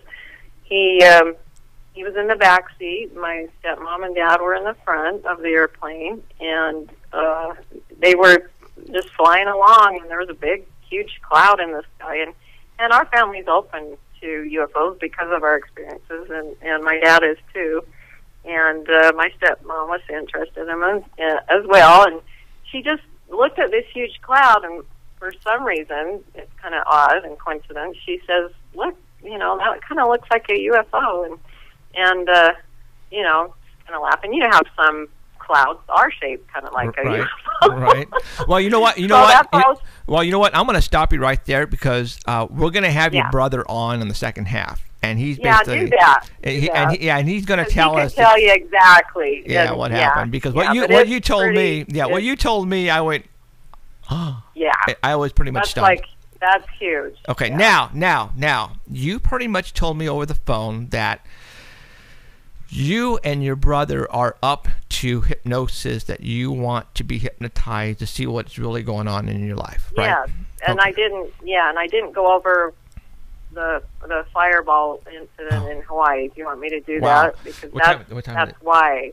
Yeah, after the finger bruises and that, I had this experience where one night I was sleeping in my jungle house, which had no glass windows, and that's common in Hawaii. All I had were screens, on the windows, and, lush jungle, rainforest all around me, and, palm trees, vines, the whole works. And I'm way up on the second floor, and one night, sleeping with my little, teeny dog, I get bolted awake. For some reason, it's like I jerk awake, like folded awake, and I don't remember hearing a sound or what woke me up so violently, but it was, just a shock. Like, I don't know, something just woke me up, and I was on the alert, what's going on? And I see towards the back of my land, just looking straight forward from my bed, sitting up in my bed, I see what looked like the whole jungle on fire. I mean, it was orange fire is what it looked like to me, and it was fire season. Believe it or not, jungles do burn. Eucalyptus, avocado oil on the leaves. I mean, and it gets dry for a few weeks. Jungles can and do burn. And I thought, oh my gosh, it's a jungle fire. I gotta get the dog and head for the ocean down the road, because it was like a 10-minute walk to the ocean. I mean, I was scared, and so I kind of reached on the nightstand for my glasses, because I wanted my glasses if I was going to have to run for my life, and they fell on the floor, and I, quickly find them on the floor and grab my dog and run to the door to go down the stairs, because they were outside stairs, and there's no fire, there's no orange, huge burning fire, there's nothing, and I'm like, what? I'm so confused right now. I'm looking what was that? What happened? And, and looking straight from my sitting up position in my bed on the second story, whatever it was that I saw had to be at least 15, 20 feet up in the sky, so my mind was trying to make sense of, well, what was that? What did I see? And, you know, and this is where it gets Moulton. really, really weird. And to me, this is the disturbing part, and the part where, yes, I would like to get, you know, regressed or whatever they do by someone really good to find out what happened, because now I'm standing there and some feeling comes over me, and this thought in my head, I know it sounds weird, but, you know, it's like a thought in your head saying, just go back to bed. It was nothing. It's okay. Just go back to bed. And my little dog, who's really usually very hyper, she's part Chihuahua and part Jack Russell, she was extremely docile, like weirdly so. And she used to always, you know, get real excited, and that was odd too. And this thought goes through my head, and then this is the weirdest part, is like, I don't know if you've ever had your wisdom teeth out or had an IV in your wrist when they put you under, Mm-hmm. and you just feel that drugged feeling, like, and you just can't fight it, and you pass out. Right. So I felt like someone was giving me, even though no one was touching me, and I was in the room alone, I felt like someone was literally drugging me. And I couldn't fight it, and I was trying to fight it, and I was like, no. And I walked over to my bed and literally fell face down with my glasses on my bed, and just, like, passed out until morning, and woke up with my glasses on my face and going, what the, you know, was that? Like, and it really disturbed me because I felt controlled. I felt manipulated. I felt like something had forced me to go to sleep, and I feel like I wasn't supposed to wake up. That's what I'm wondering, is like, okay, what jolted me awake? Was I not supposed to wake up and whatever it was, like, leaving, and you know, I saw him or caught him, or somehow I woke up, and it just, and I felt like they, you know, took care of it by putting me to sleep. I mean, that's my thoughts, because, I mean, this was really pretty traumatic, because I was like, what was that? And who did it, and why are they doing it, and what are they doing, you know? Right. So I know it sounds crazy. No, but really. No. It's not. The people are experiencing these things, and I was one of them, and I would like to know what happened and why. You know, and a lot of the people that we talk to that have these kind of experiences, that's all they remember, right? They remember, like, something happening, and then they knock out or go to sleep, and then they wake up, but only a lot of things happened in between that they don't even know at the time, right? And then they have it's memories. Like, okay, what? Yeah, exactly. Well, what we are going to do, and I think we talked about it already on the phone, is when we sign the major contract and get on TV and have a budget, we're going to fly you. And in a couple of years. No, that won't happen. It'll be pretty soon. We're gonna fly you out to the studio, and with your permission, we're gonna do get somebody very professional and do hypnosis on you, and see if we can figure out what's going on. Because I know you are. No, I would be totally open to that, and I would like to do that. I would like to find out. And I think your brother. You mentioned your brother wants to do the same. So if we can, he said he was open to it as well. Okay. I spoke to him, and all right. he said, So yes, I would like that. Okay. So the only thing that I think has kept us from both doing it is finding someone to do it, and you know, and not knowing how much it costs, or not knowing who's good or who's legit. You got to trust them too. Yeah. Well, I mean, if we do it, would you mind if we record the whole thing and then show it to everybody? Okay. Not at all. Okay. No.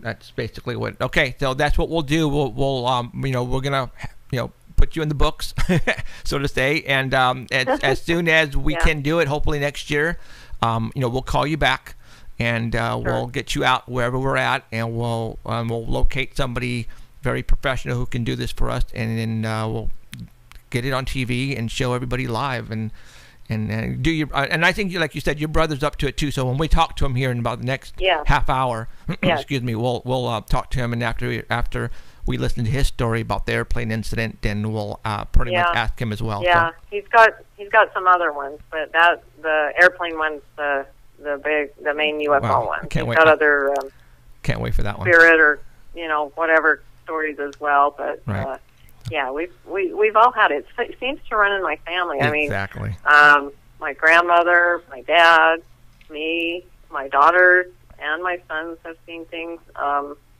And, you know, I wonder if it's happening to my grandkids. I kind of, you know, that's why I want answers, because, you know, I want to know what's going on, and I'm kind of a protective nana, you know. Well, Not that, like, I can do anything, but it's like I don't want things messing with my one of the brain. things that I don't blame you. I don't blame you. One of the things about it is that it does follow generations. Yes, it does. The sad part is like maybe even your dad or your mom or somebody was having this when they were kids too. Yeah. And then and they never said anything, you know. And had your dad ever told you of anything, abductions or anything like that when he was a kid? Yeah. Well, they've seen UFOs. Okay. You know, I'd have to ask him if he. Well, he was in the airplane with my brother, so obviously that one he was. Okay. Prior to that, I know he's very open and interested in that, and that his father had seen, my grandfather had seen some UFOs, and one UFO followed my mother and my dad's mother, so her mother-in-law. Go back for years, so. Yeah. So. A UFO had followed them in their car in northern Utah for a distance, and my grandmother wanted to get out and look at it, and my mom says, "No way," and you know, and so I kind of feel like it's on my dad's side, but who knows? Because my brother and dad were both in the same plane. Who knows? Maybe it is my mom's side, but I never remember my mom's mother speaking about it at all. So it doesn't mean though. It my didn't intuition happen. tells me it's on my dad's side, but I'm not sure. Back when you get in the older generation before us, you know, they didn't talk about stuff. No. You know what I mean? Like I saw a guy. I saw Bigfoot I don't with think the my older grandmother guy, and he on my mom's side probably would have. Yeah, they it was like a taboo subject, you know. Right. So, all right. Hey, you know what? We're at the half of the show. So, Lainey, we have to leave, and we're going to take a little break, and then in a little bit, we're going to contact your brother, and we're going to talk to him. I can't wait for that airplane incident, because that's going to spook everybody out. So, all right, Lainey, thank you. Thank you very much for coming on tonight and spilling your guts for us. That was really cool of you to do that. You're welcome, you guys. Okay. I appreciate what you do. Awesome. And have a great evening. We are going to. Oh no, you know, we're going to be in contact as soon as we can make this happen. You know, we're going to get you out here, and we're going to do the hypnotist on you, and we're going to find out what's going on. I'm willing to do it. And I'm going to link your YouTube video to our YouTube, so that everybody can look at it. All right, Lainey, thank you very much. Have a good night, and we'll talk to you soon, okay? Thank you. Thank you. Take care. See ya. Bye, guys. All right, we're going to take a little break. We're at the hour and a half. We're going to go 3 hours tonight, just like every Sunday night. And guess what? We have a new addition to our Paranormal Central team calling in from, where does she live? Chicago? Yeah. I think it's Chicago. Right. Heidi She's Hollis. In the Windy City. Heidi Hollis. The Hat Man author, she's you know her? Frozen solid. She is now going to be calling in at the beginning of the second half, and she's going to give us, just like Danny does on the Bigfoot side, she's going to give us the recent, the best of type of ghost stories or Hat Man stories and UFO stories or UFO sightings, and she's going to talk to us for about 25 minutes to 30 minutes. And Heidi Hollis is now going to be our reporter in the Chicago area, and she's going to be calling in live from now on the second half of the show. So we're going to take about 5 minutes right now, and I know Heidi Hollis is probably shaking on her boots to get on and talk and all that, because it's going to be great. We're going to take a break, and then we're going to come back, and we're going to call Heidi, get on the chat with her, actually the telephone with her, and we're going to talk to her about some cool stuff. So you guys, we're going to let you go to the bathroom, go get something to eat, something to drink. We'll be back in about 4 to 5 minutes. And don't leave, because it's going to get better. It's going to get way better. Way better, guys. All right, you guys. Uh-oh, what happened? We'll be back in a bit.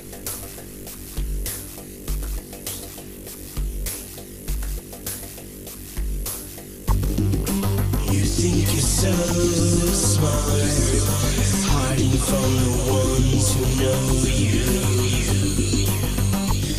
But we see everything, innocence never knew you. Straight what you're ignorant, everything's gonna get better. Nothing is covered up, that will not be revealed.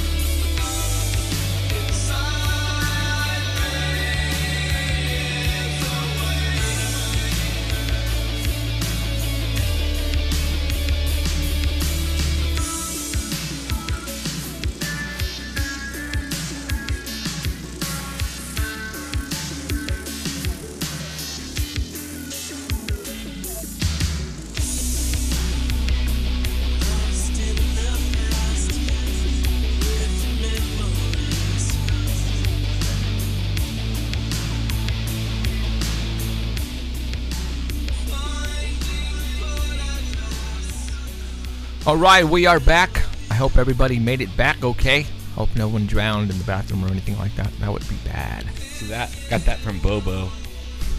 I decided to wear it tonight. Okay, hold on. For our new set. All right, we're going to go ahead and contact our new addition to the family, Miss Heidi Hollis from Chicago. She's probably in about 7 feet of snow. Can't see outside her window.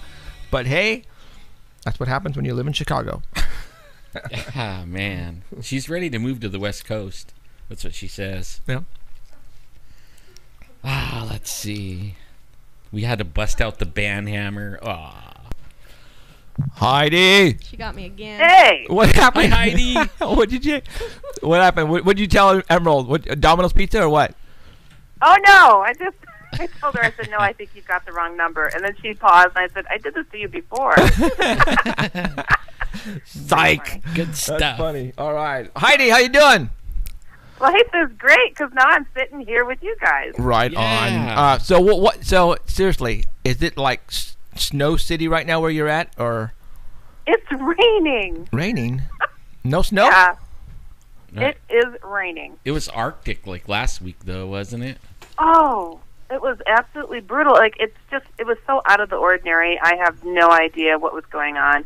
I mean, usually people could get outside in their shorts, about 50 or something like that. A couple good days left, but it's just been absolutely brutal. We don't know what the heck's going on. Now it's raining.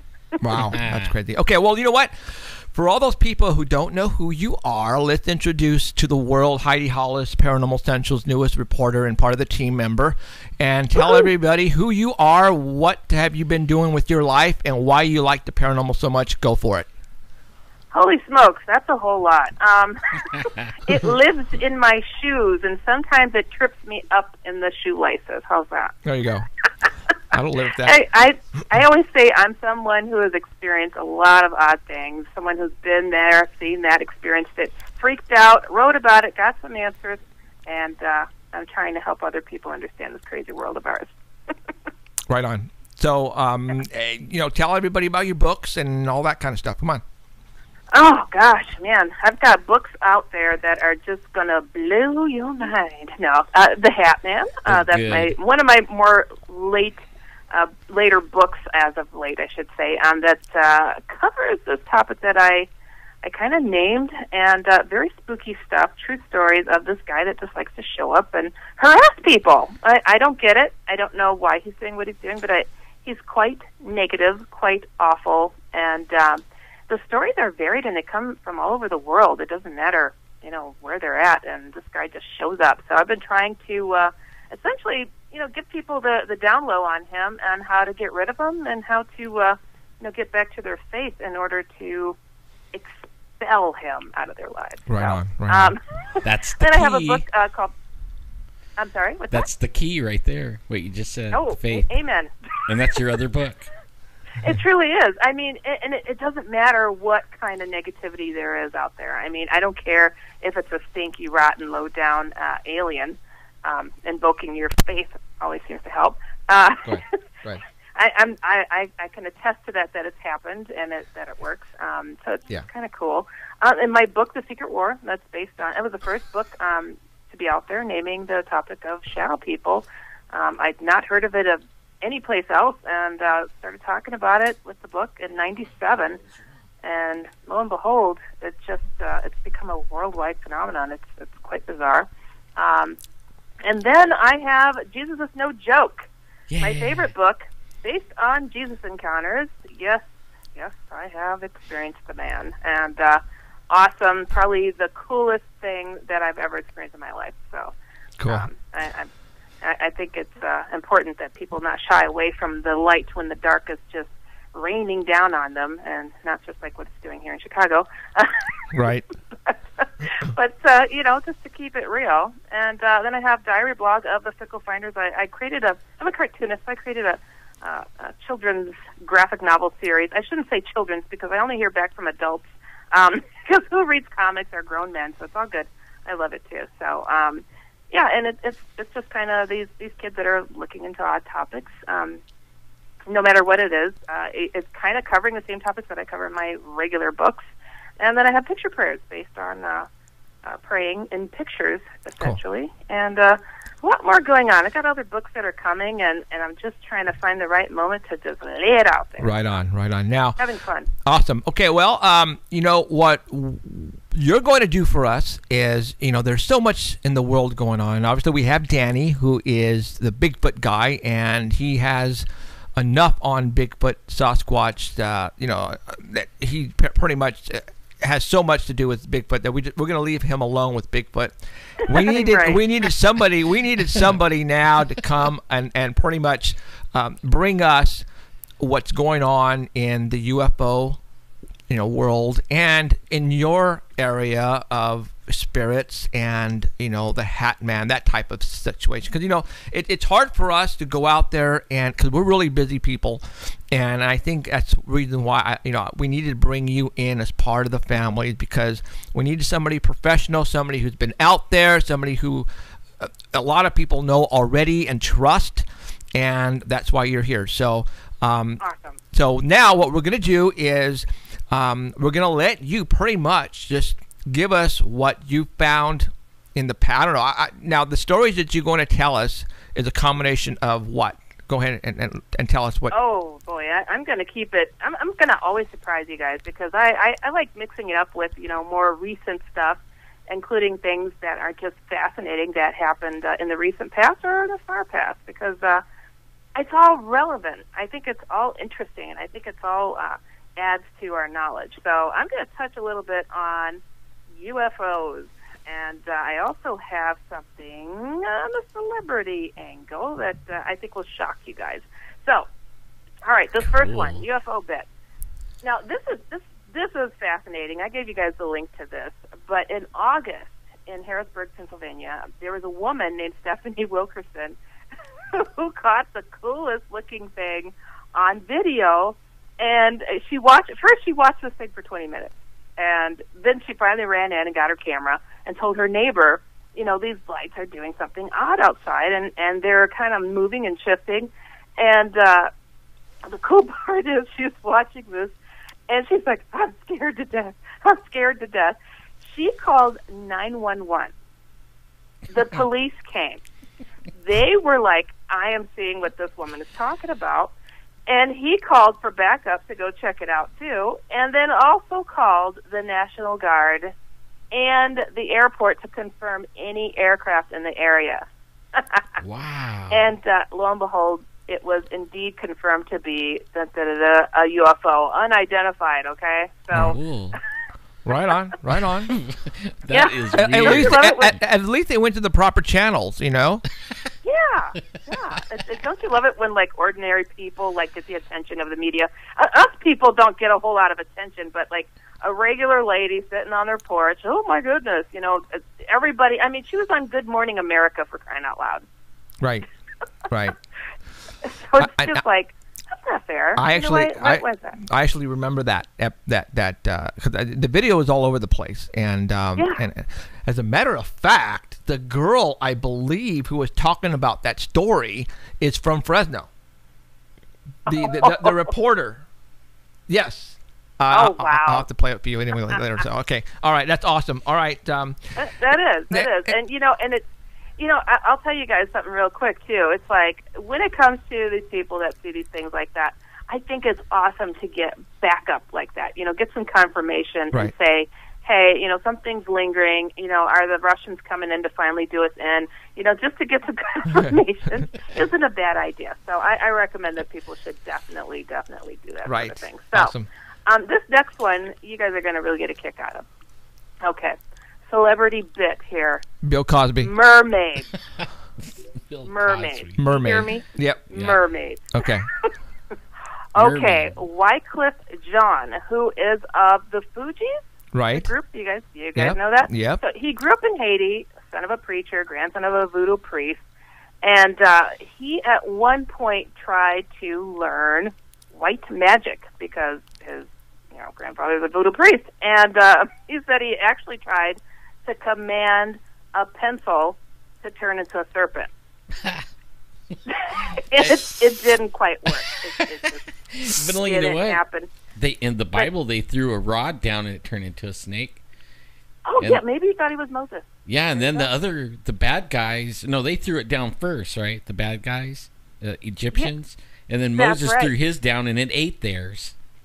That's right.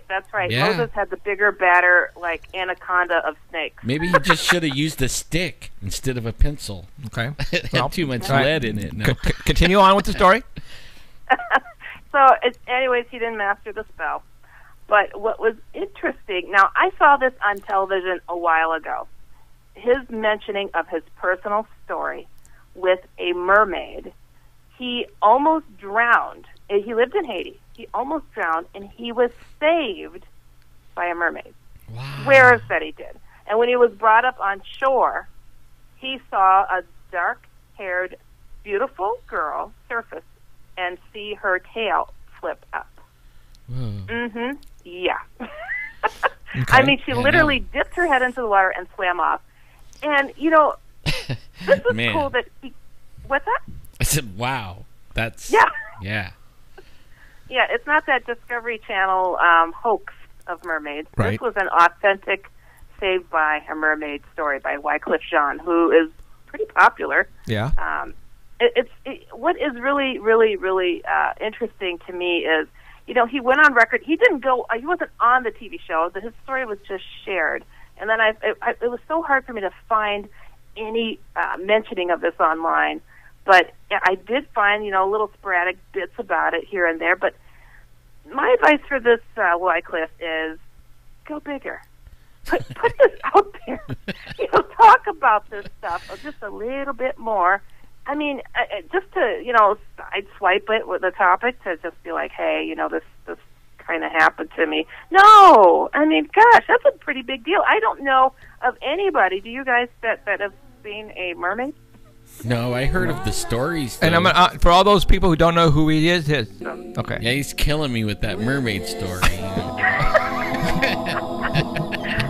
After he was rescued, he saw the mermaid swim off. That's the story that I'd seen on television. So and this was a long time ago, like maybe 10 years ago. So I'm like, gosh, I really want to find more about that story, but nope, not a whole lot out there, which is a crying shame. Wow. But I got another interesting story. Okay, this is fascinating too. Okay, there is a rapper named Lupe Fiasco. I don't know his music. I don't know if you guys do. Nope. Sorry. Wait, I just bought a single. No, I'm just kidding. No. He's a rapper. Oh, no wonder. He says when he was 11, this is a quote, I definitely had an extra-worldly experience. I got a scar on the bottom of my ankle, and I don't know where it came from. I never had surgery there. I never remember falling there. I've done martial arts my whole life. It could be something from that, but I remember waking up and just being shocked, like I was surrounded by all this electricity. I was trying to call to wake up my cousin and roll out of the bed, and I couldn't move right, and then I was surrounded by blue electricity, and then it stopped. And I look out the window, and I see a black disc fly down in front of the window, sits there, and then flies out. Wow. Pretty darn cool. Of course he's being made fun of for this. I mean, that's difficult. Well, but okay, go ahead. He should have made a rap song about that. Oh. Ooh, okay. Yeah, but that you. would be cool, wouldn't it? I mean, Okay. my goodness. But I just thought it was fascinating that he went on record to actually share that, because a lot of people are just like, oh, no, that's just, we can't go there and talk about this. But, Right. It's a shame that, there's like this big old giant thing of ridicule sitting out there. And something that I've asked, other people, why don't you see many African Americans go on record about their alien encounters or things that they've seen, and or why isn't there anything on BET? And the response I've heard across the board is, and you never will. Yeah. And they run real fast too. So You know what, Heidi? That is very true. Now, if you really think about it, abductions, UFOs, I don't, not even Bigfoots. It's mostly just the white and Native Americans who have these stories. Why is that? I can't help but to think that, there's just a little bit more freedom in the culture, maybe. I mean, I don't know. I find that Caucasian folks are willing to adapt and adopt a lot of different things, into their own culture, and maybe that's just a little bit freer as far as that's concerned. Well, they have I'm not maybe sure. they let their imagination run around, more than the other. But only like in defense of everyone, when I was in Africa, we went on this long journey in the jungle, and the floorboard of the car had holes in it, and it had red dirt, and we were miles and miles, and the whole car was full of red dirt, and we all had we looked like bandits, we had these things wrapped around our face. When we got to the beach, all I could think of was running out there and getting in the water and getting the red dirt off of me that I had for a week all over me, in my hair, I mean, it was yucky. And it was a closed optional beach. Every beach was. Hello. Yeah, they called it, they had a name for it, Pleasure Beach. Every beach was Pleasure Beach. Damn. I bet it was. So, I mean, I seen Pleasure Beach, and it was like, yes. I bet you saw it really close, didn't you? Well, I was running for the water, and I was throwing my clothes off. And dirty old man. I started hearing everybody yelling, and then I heard one shot go off, and it stopped me, and I turned around to see what was going on, and they were chasing me. And then they held me at gunpoint right at the ocean. I got my pants down around my ankles, and they're telling me... Wait. Were they already down when you were running, or did they fall down? I was like kicking everything off as I went, and when I stopped, my pants fell down, and I looked, and they had a gun at me, so, I just froze. But they told me that I couldn't go in the water on Tuesday. They said, What? No, you can't go in the water on Tuesday. And I'm like, I don't believe that. I'm American, I could go in the water. And they said, we'll shoot you if you go in the water. And I'm like, why? Changed your belief suddenly? Why can't I go in on, what about this Tuesday? What is it with that? Can I go tomorrow? Yeah, come back tomorrow. I'm like, well, how come not today? And they told me the voodoo witch put a curse on the water only on Tuesday. If anyone touches the water, puts a boat in the water, puts a line in the water, or gets in the water, the fish will go away for a whole season and they'll starve to death. Oh. And they would shoot me right there if I touched the water, and they seriously were serious. Yeah, and I just started getting dressed, and I was thinking, man, I'll be back tomorrow, man. You think? And I did, too, and they let me get in the water the next day. But, I mean, over there, everything was, I heard all kinds of stories about, weird stuff. Right. Even people zombie-like. I heard all kinds of stuff, but you don't hear it here. Right. Hey, really quick, before you start on this again, Lainey, can you do me a favor and send me the link to your brother's song on YouTube? Thanks. Email it to me. Thanks. Bye. Oh, bye. Okay, go ahead, Heidi. All right. How many more minutes do we have left? You're cool. Go ahead. Go ahead. Oh, okay. All right. I've got an email that was sent to me. One of the things that I really love to do is to give people odd advice about odd things, of course, because it's like, it just needs to be brought out. And, somebody that's been through some stuff, I figured, all of us could sit here and chew on this and give this person some advice. So it says, Dear Heidi, that's me. Hi, when I was around the age of 13, I woke to a tall man with a top hat, suit, and a beard. I don't remember the eyes. I screamed for Mom. Dad did not believe in the supernatural. I covered my head and waited for my mom to come. She didn't see anything and have not seen it since. Now I'm 50 years old, and my son, who's 24, has had encounters waking up seeing a lizard head man. That sounds gross. His girlfriend at the time, who's married now this year, they have been complaining about a black mass or mist sometimes.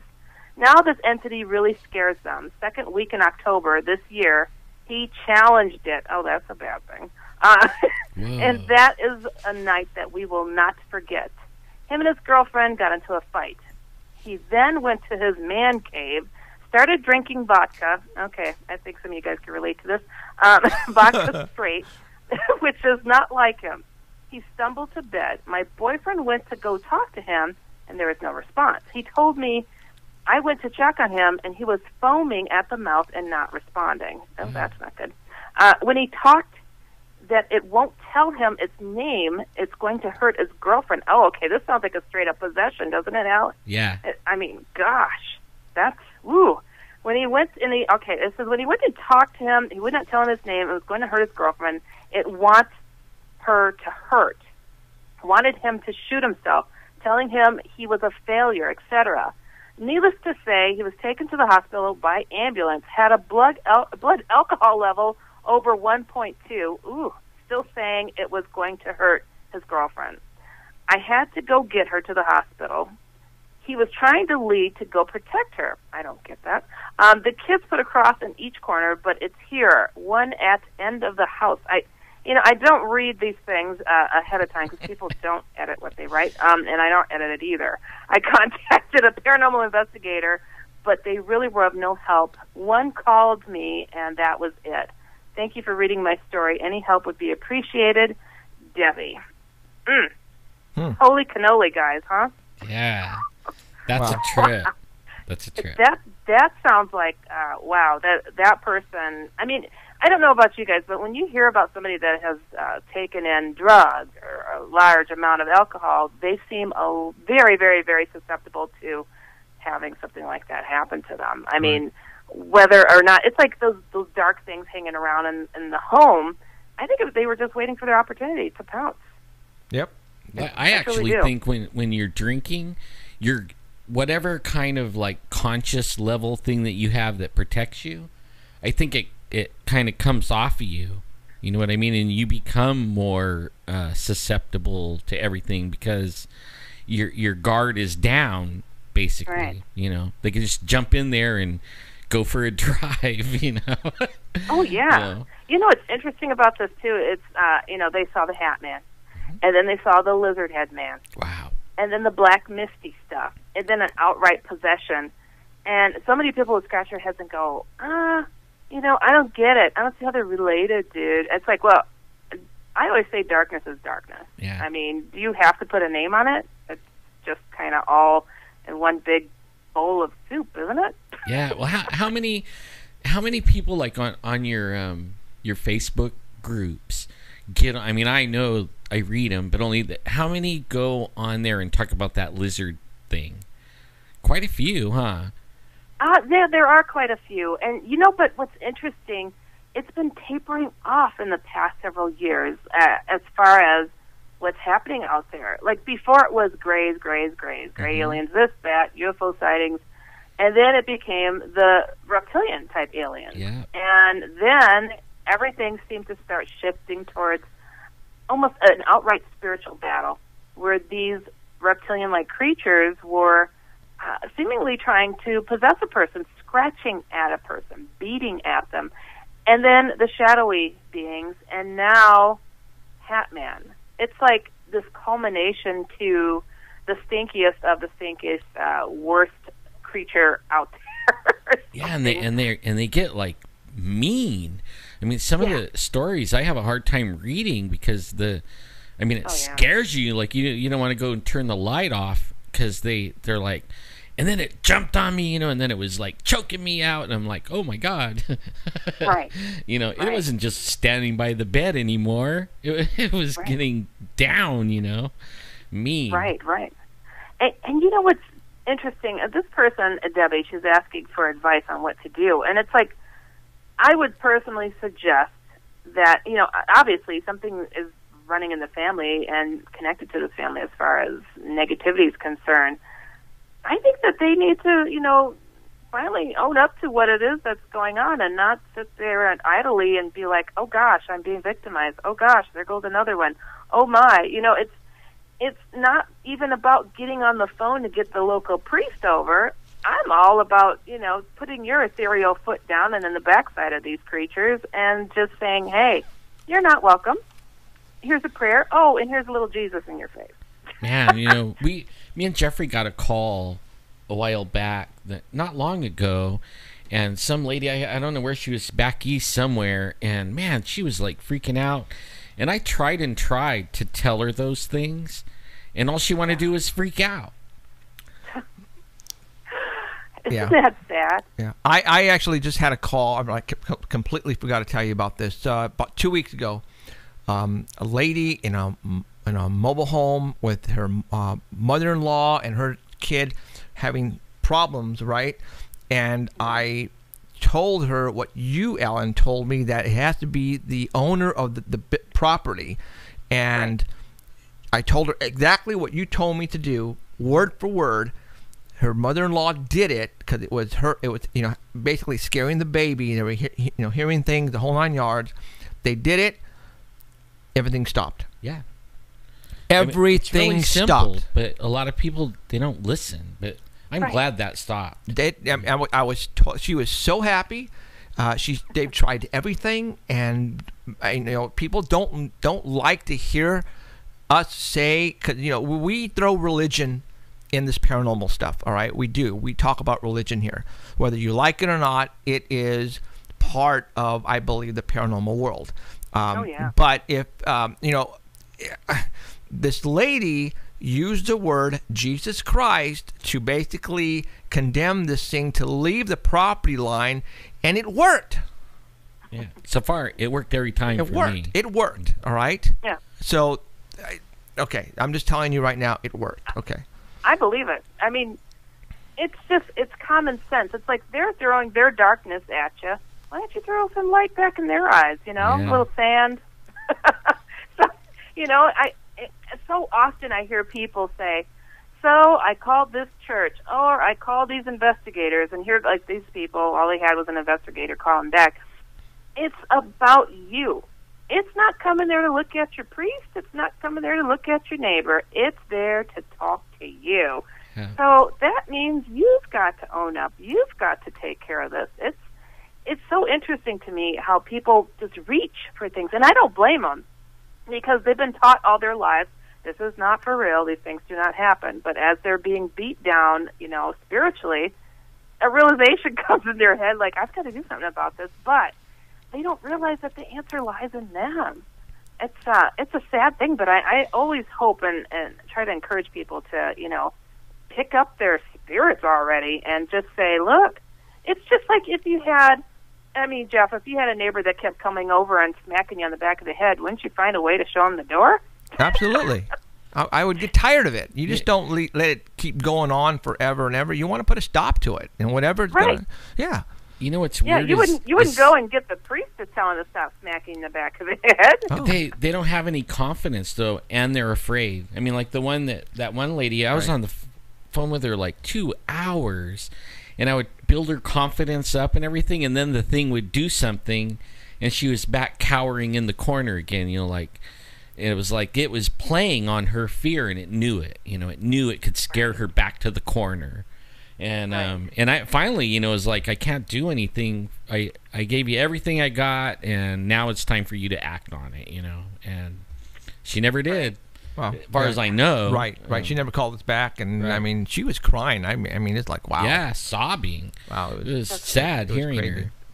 That just breaks my heart. It really does, because I understand it shakes up a person's reality hugely. But it's okay.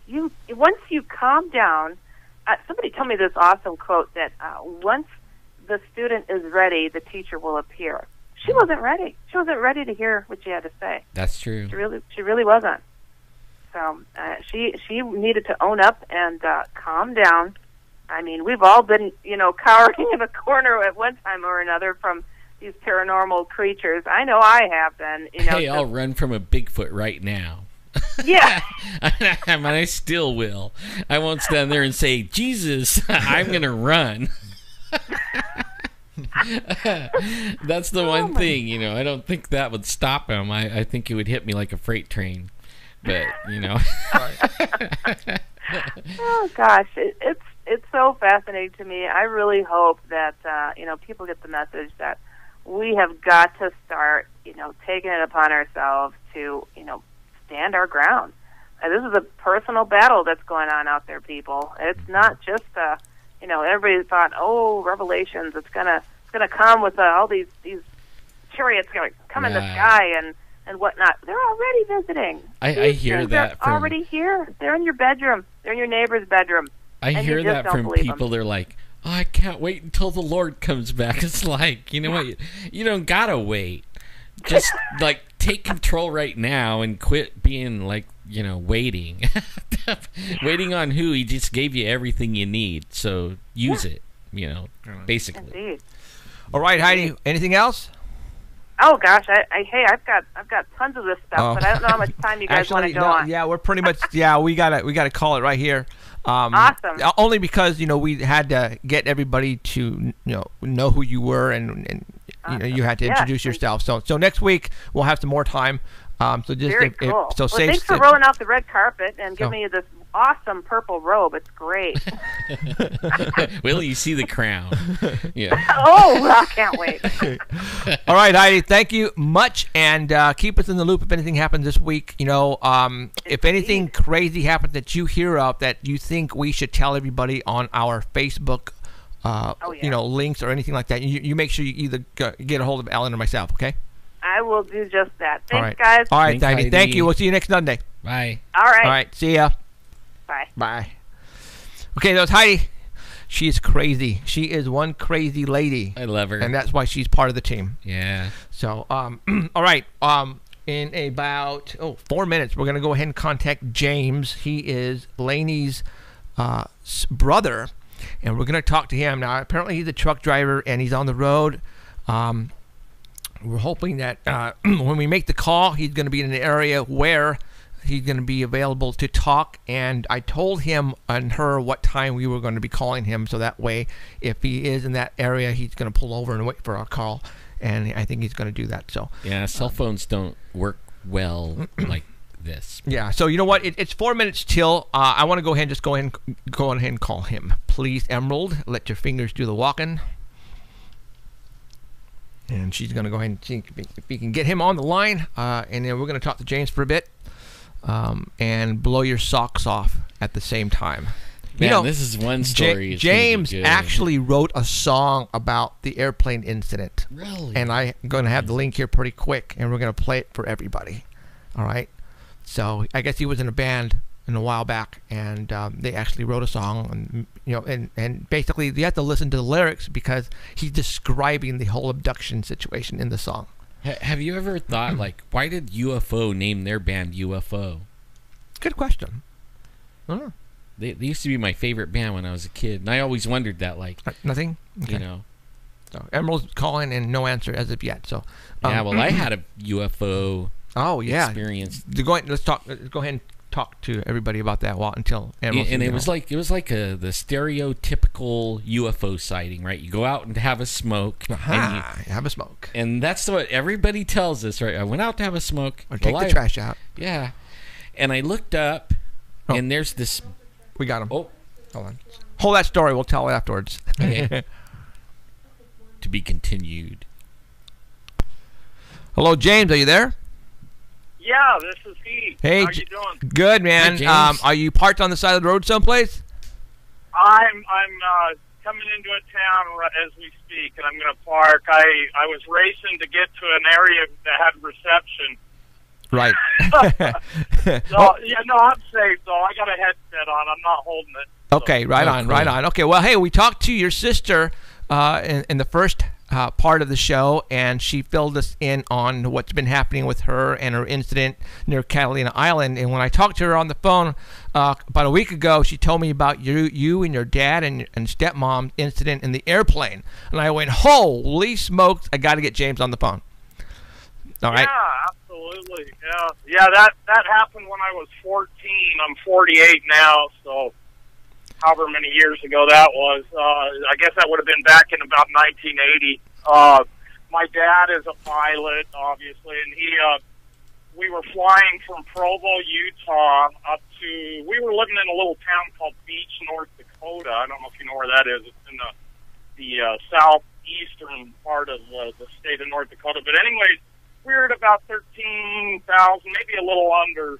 We didn't have oxygen masks on. I know that sometimes he flew up where we had to put oxygen on. But we were flying along. I was in the back seat. My dad was in what would be the driver's position in the plane. My stepmom, Connie, was in the passenger seat in the front, and I was in the middle of the middle seat because it's actually it had a third row of seats back there. But I just was sitting there looking at the sky. It was a clear sky. We were probably somewhere around 12,000 feet, and there was one cloud in the sky, and it looked the classic UFO shape. And this thing was huge, though, and it was at about 11 o'clock. Okay, so not straight ahead of us, but about 11 o'clock position. And it was way out there. I mean, it was a ways away. So we're flying along, and, about 20 minutes go by. And, most of the time when you're flying, I don't know if you've ever gazed out the window, clouds kind of, that are a long ways off like that, they'll eventually kind of morph, and you know what I'm saying? The wind current will change them a little bit. And this one just never changed. It just stayed in that perfect, classic saucer shape, And again, that was huge. So as we're getting closer, we're within a couple miles of it now, and this thing was huge. It was getting bigger as we're getting closer. I lean forward, and and my dad takes the, he had a headset on to talk on the radio to traffic control, and he takes that off because he could see I'm going to say something to him. And then Connie, my stepmom, they both lean in, and as I'm leaning forward, those things are so loud. It's a turboprop 210, Cessna 210. And I said, I point to that cloud, and I said, that's funny, that thing looks just like a UFO. And they both laughed, and they both said, yeah, I was just thinking the same thing, So they had been kind of scoping it out the whole time too, so then they leaned back. My dad put his thing on, and I sat back, and not, and again, like I said, when I said that, we were within a couple miles of it. And not more than just a few seconds, I'd say not more than 10 seconds after we leaned back, it started getting, as you come into clouds when you're flying, have you seen it where there's thin spots in them? Mm-hmm. You know what I'm saying? As you get closer, you'll see thin spots. Yeah. And you'll from a distance it looks solid, but as you get closer, you're starting to see pockets in the cloud, So as we're getting closer, after I lean back, all of a sudden you're starting to see these thin spots. All of a sudden I see this black dot.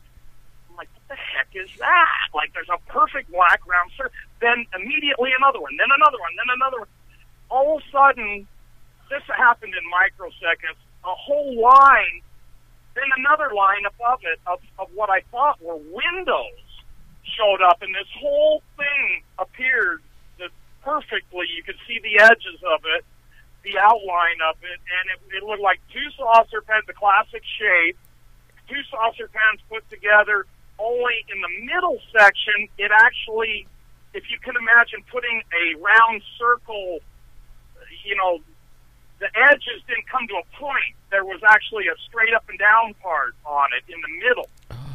You follow me? Yeah. There's there's two rows of what I thought were windows, and I'm like, whoa! I'm like freaking out. I'm like, what? I couldn't even believe what I was seeing, and no sooner did I think to myself that this is windows, then all of a sudden these little black things come flying out of it like bees. Is the only way I can describe it. Wow. Have you ever seen bees come flying out of a beehive? Mm-hmm. Wow. You know how they come swarming out? Oh yeah. They don't hit each other. They don't. So it wasn't like anything I'd ever seen before. The way that they move, they come flying out of all these holes. So those were portals, I guess. They weren't windows. I thought they were windows, and within just a second, they came right on top of us. They traveled probably half a mile within a microsecond, and Connie, my stepmom, she reached over, and the last thing I remember is her reaching over and grabbing my dad, said, "Jerry, what the hell is that?" She was hysterical. She screamed, "What the hell is that?" And they were right on top of us, literally. At that point, there was probably 20 of them. is crazy. They were like black, and they were, each one of these things was as big as the plane. The big thing must have been at least a mile across. It was massive, because when they came out of it, they looked like little tiny things. Oh, I see. Spewing out of it. Right. But, Yeah, when you said bees, I'm thinking little, you know. Wow. That's all I remember. That's all any of us remember. So, and what's even stranger about it than the experience that I just told you was that none of us had a conversation about that till literally like 12 years ago. Wow. But now, when you guys came out of it, I mean, where were you? Were you like? We never. That's the thing. We don't have any memory. We don't have any memory of. We never even. Not only do I not have any memory of what happened, nor do they, of what happened after she screamed. That was literally the last thing I saw or heard. Was Jerry? What the hell was that? And she was screaming it hysterically, and I was like, we were all in shock. I'm sure my dad was. He didn't say anything, but. You know, and that was it. We don't remember, like, going home, like, and having a conversation, like, whoa, that was weird. You know what I'm saying? That's more disturbing to me. What happened isn't even really disturbing. What I remember, you know, that, I was in shock. We all were. But that's what's more disturbing than that is, like, we never...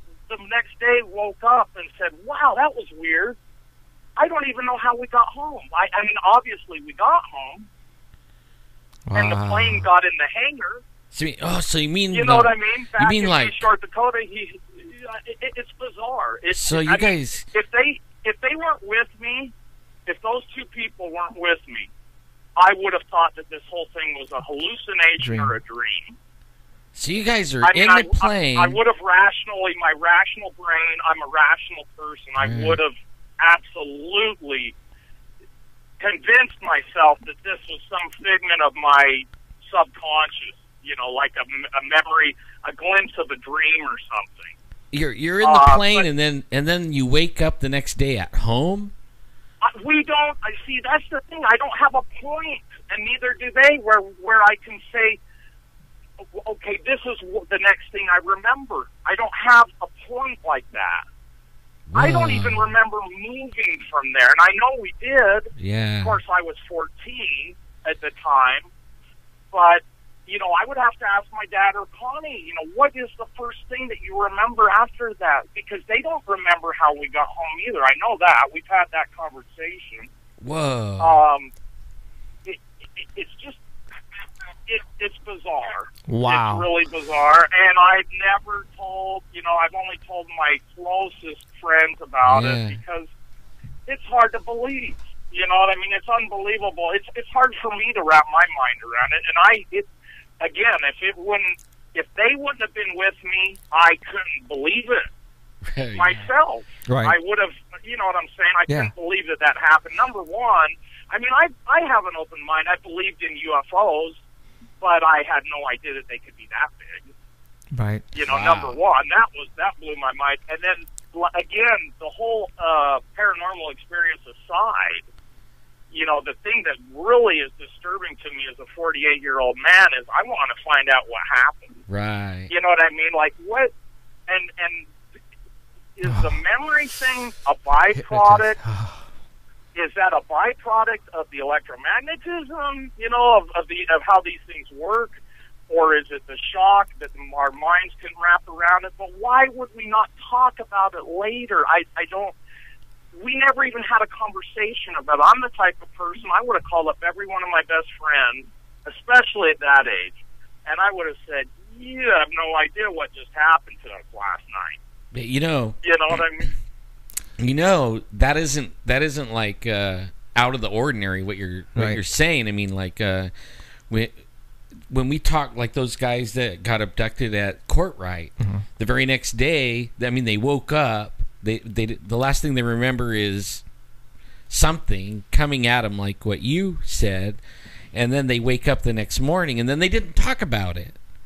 Remember, and almost like every story we get, the people don't talk talk about it. It's almost like they were programmed to not talk about it. Right. Now, have you experienced anything to do with UFOs before that incident? Not to my knowledge. Okay. Wow. You know, nothing that I can recollect. I did have something after that. Now, what happened afterwards? Years later, you know, fast forward from that happened when I was 14. When I was 20, oh my goodness, it was sometime I was working for UPS, driving at night between Tonopah, Nevada, and Austin, Nevada. So you go out through Big Smoky Valley, out by Round Mountain, Nevada. There's absolutely nothing out there. There's a gold mine out there and a few ranches. But anyways, I was on my way. It was a graveyard run. It was sometime between the age of 21 to 27 is when I worked there. And I couldn't tell you exactly the year, but I was driving out to Austin, and I saw after I passed Round Mountain, I remember I passed the mine, the Round Mountain Gold Mine in the town of Round Mountain. There's a little place out there called Carver's, and I remember going past that, and that's the last light that you usually see, or at least at that time that you saw. I mean, there may be more lights out there today, but I noticed some lights down a few miles down the road, and I'm like, wow. They were very bright blue lights, and there was two really, bigger blue lights kind of on a diagonal, on a vertical diagonal, like one up on the right and one down lower on the left. And then there was two smaller, blue lights, kind of, the left one was on top and the kind of contrasting them, you know what I mean? Like an X pattern. The two, they're both on angles, so there's two big ones and two small ones, kind of creating like an X pattern. But they were more vertical than horizontal, if you know what I'm saying. They were kind of like in a vertical alignment. And as I'm approaching these lights, they're so bright that it's illuminating the desert. Wow. I mean, it's literally illuminating the sagebrush for probably a quarter of a mile. Wow. And I'm thinking, wow, because of the alignment, like I was saying, the vertical alignment, I'm thinking to myself, wow, this is a drilling rig. Mm. They're out here drilling a well at night. Wow, this is an opportunity for me to see somebody. I'm going to get out and take a break and talk to these guys, come over and say, how you doing, And so I pull the van, it was a UPS package car, what they call a P600. I pull it over as I'm approaching, I'm kind of dumbfounded because before I even stopped the van, I realized that everything is illuminated, but I'm not seeing the truck. You know what I'm saying? That I'm not seeing the base of the drilling rig. I see the lights, what I thought were the lights on the mast that goes up, but I'm not seeing the bottom of it. I'm seeing everything lit up, and I don't see anything out there. And so immediately, the next thought that comes into my mind is someone hit a cow or something. This is a care flight helicopter out here. It's either landing or taking. I didn't know, and I couldn't tell as I'm coming to a stop. I was just coming to a stop at that point. And I remember setting the brake and kind of looking out my window, like, is it rising or lowering? And it just kind of stayed there. And I thought, wow, okay. I was kind of bewildered, like, is it taking off or landing? And then the other thing is why is it so far over there and I don't see other emergency vehicles around? Like, where's the other emergency responders? You know what I mean? That called this thing in.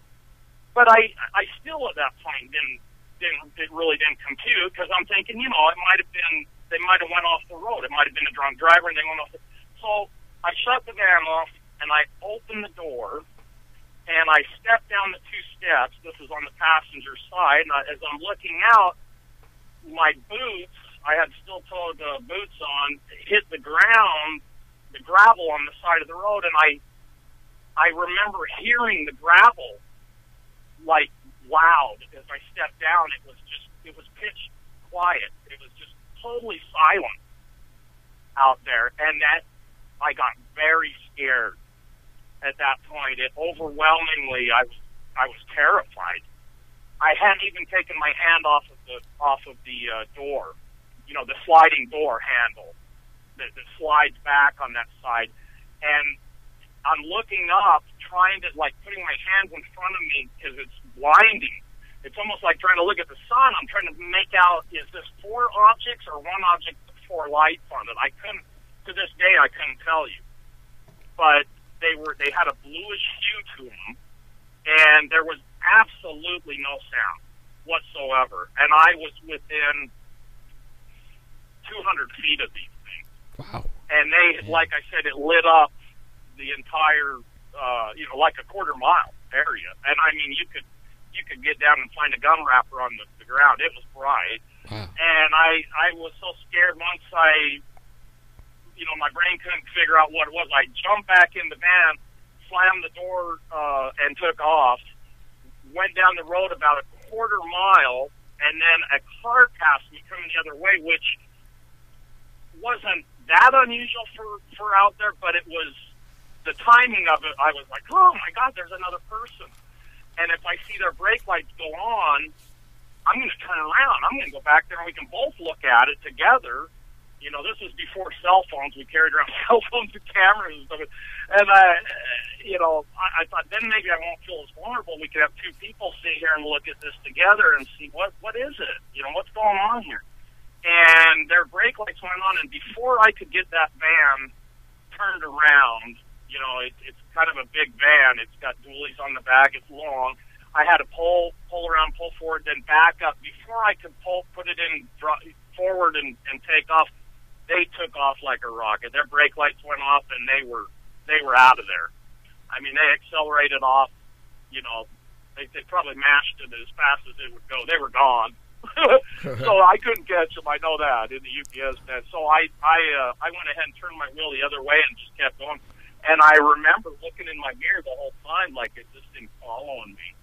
But that's the only other experience I've had. And in neither one do I know what they were, really. I mean, the one was clearly a UFO. I mean, right. You know, it's truly an unidentified. Both of them were unidentified objects. But the one was classic saucer shaped, and whatever the small ones were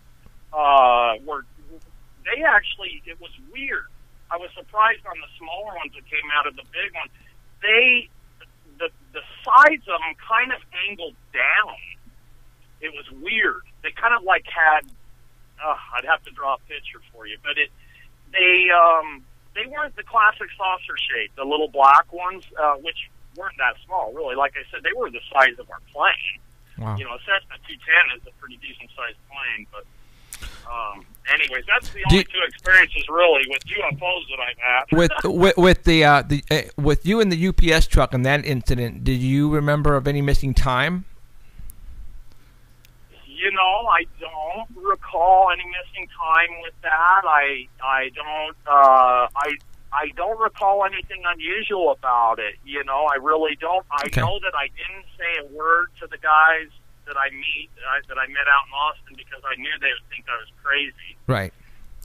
You know, I just kept my mouth shut and did my job, and I just never really talked much about it. You know, to anyone. Right. I may have told my ex-wife about it. You know, my wife at the time. I would have to ask her. Okay. You know, if I said something to her the next day. So I don't recall any missing time, though. There wasn't anything unusual about that one that I'm aware of as far as, like, not talking about it for a long time, like the one that I told you about with my dad and my stepmom. That was really... Wow. Now, really bizarre. We talked to your sister a little while ago, and she is up to get we're almost to the point where we're going to get a TV show, and once we do, and we have a budget, Lainey, your sister already said she would like to get hypnotized to figure out what happened to her. On the incidences with abductions and the UFOs and all that kind of stuff, and I was wondering if you wanted to get hypnotized about the airplane incident and figure out what really happened. Absolutely, I absolutely would love to be hypnotized. Okay, and I whatever comes about of that, because I want to know what happened. You know, I feel I don't know what happened. You know, I want to find out.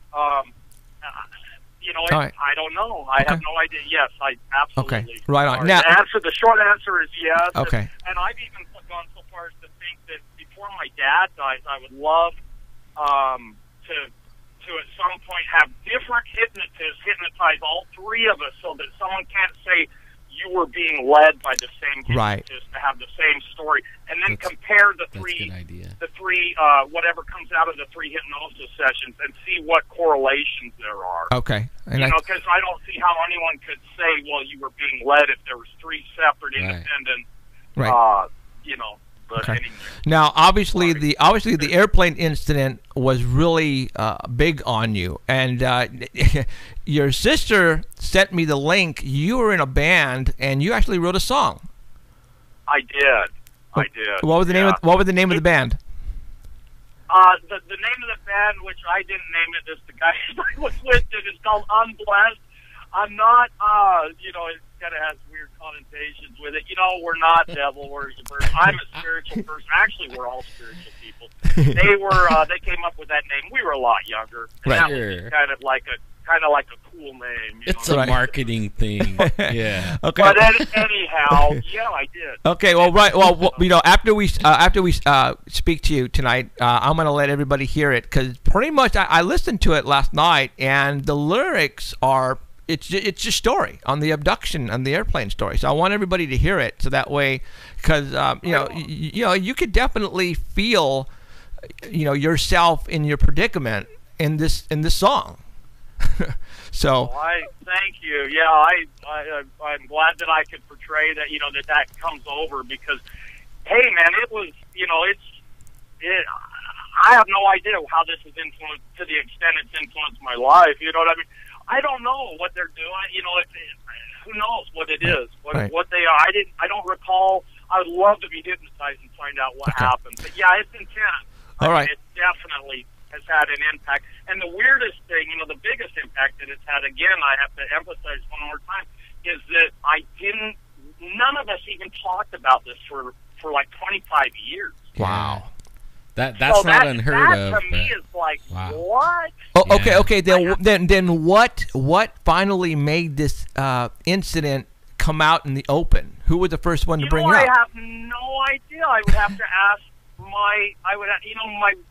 I'd have to ask my wife now that I'm with when I started talking about it, because I know that I had told her. Like, you know, I had this incident one time, I think is how I brought up, but I'd have to ask her. Okay. You know, like, how did I bring this up to you?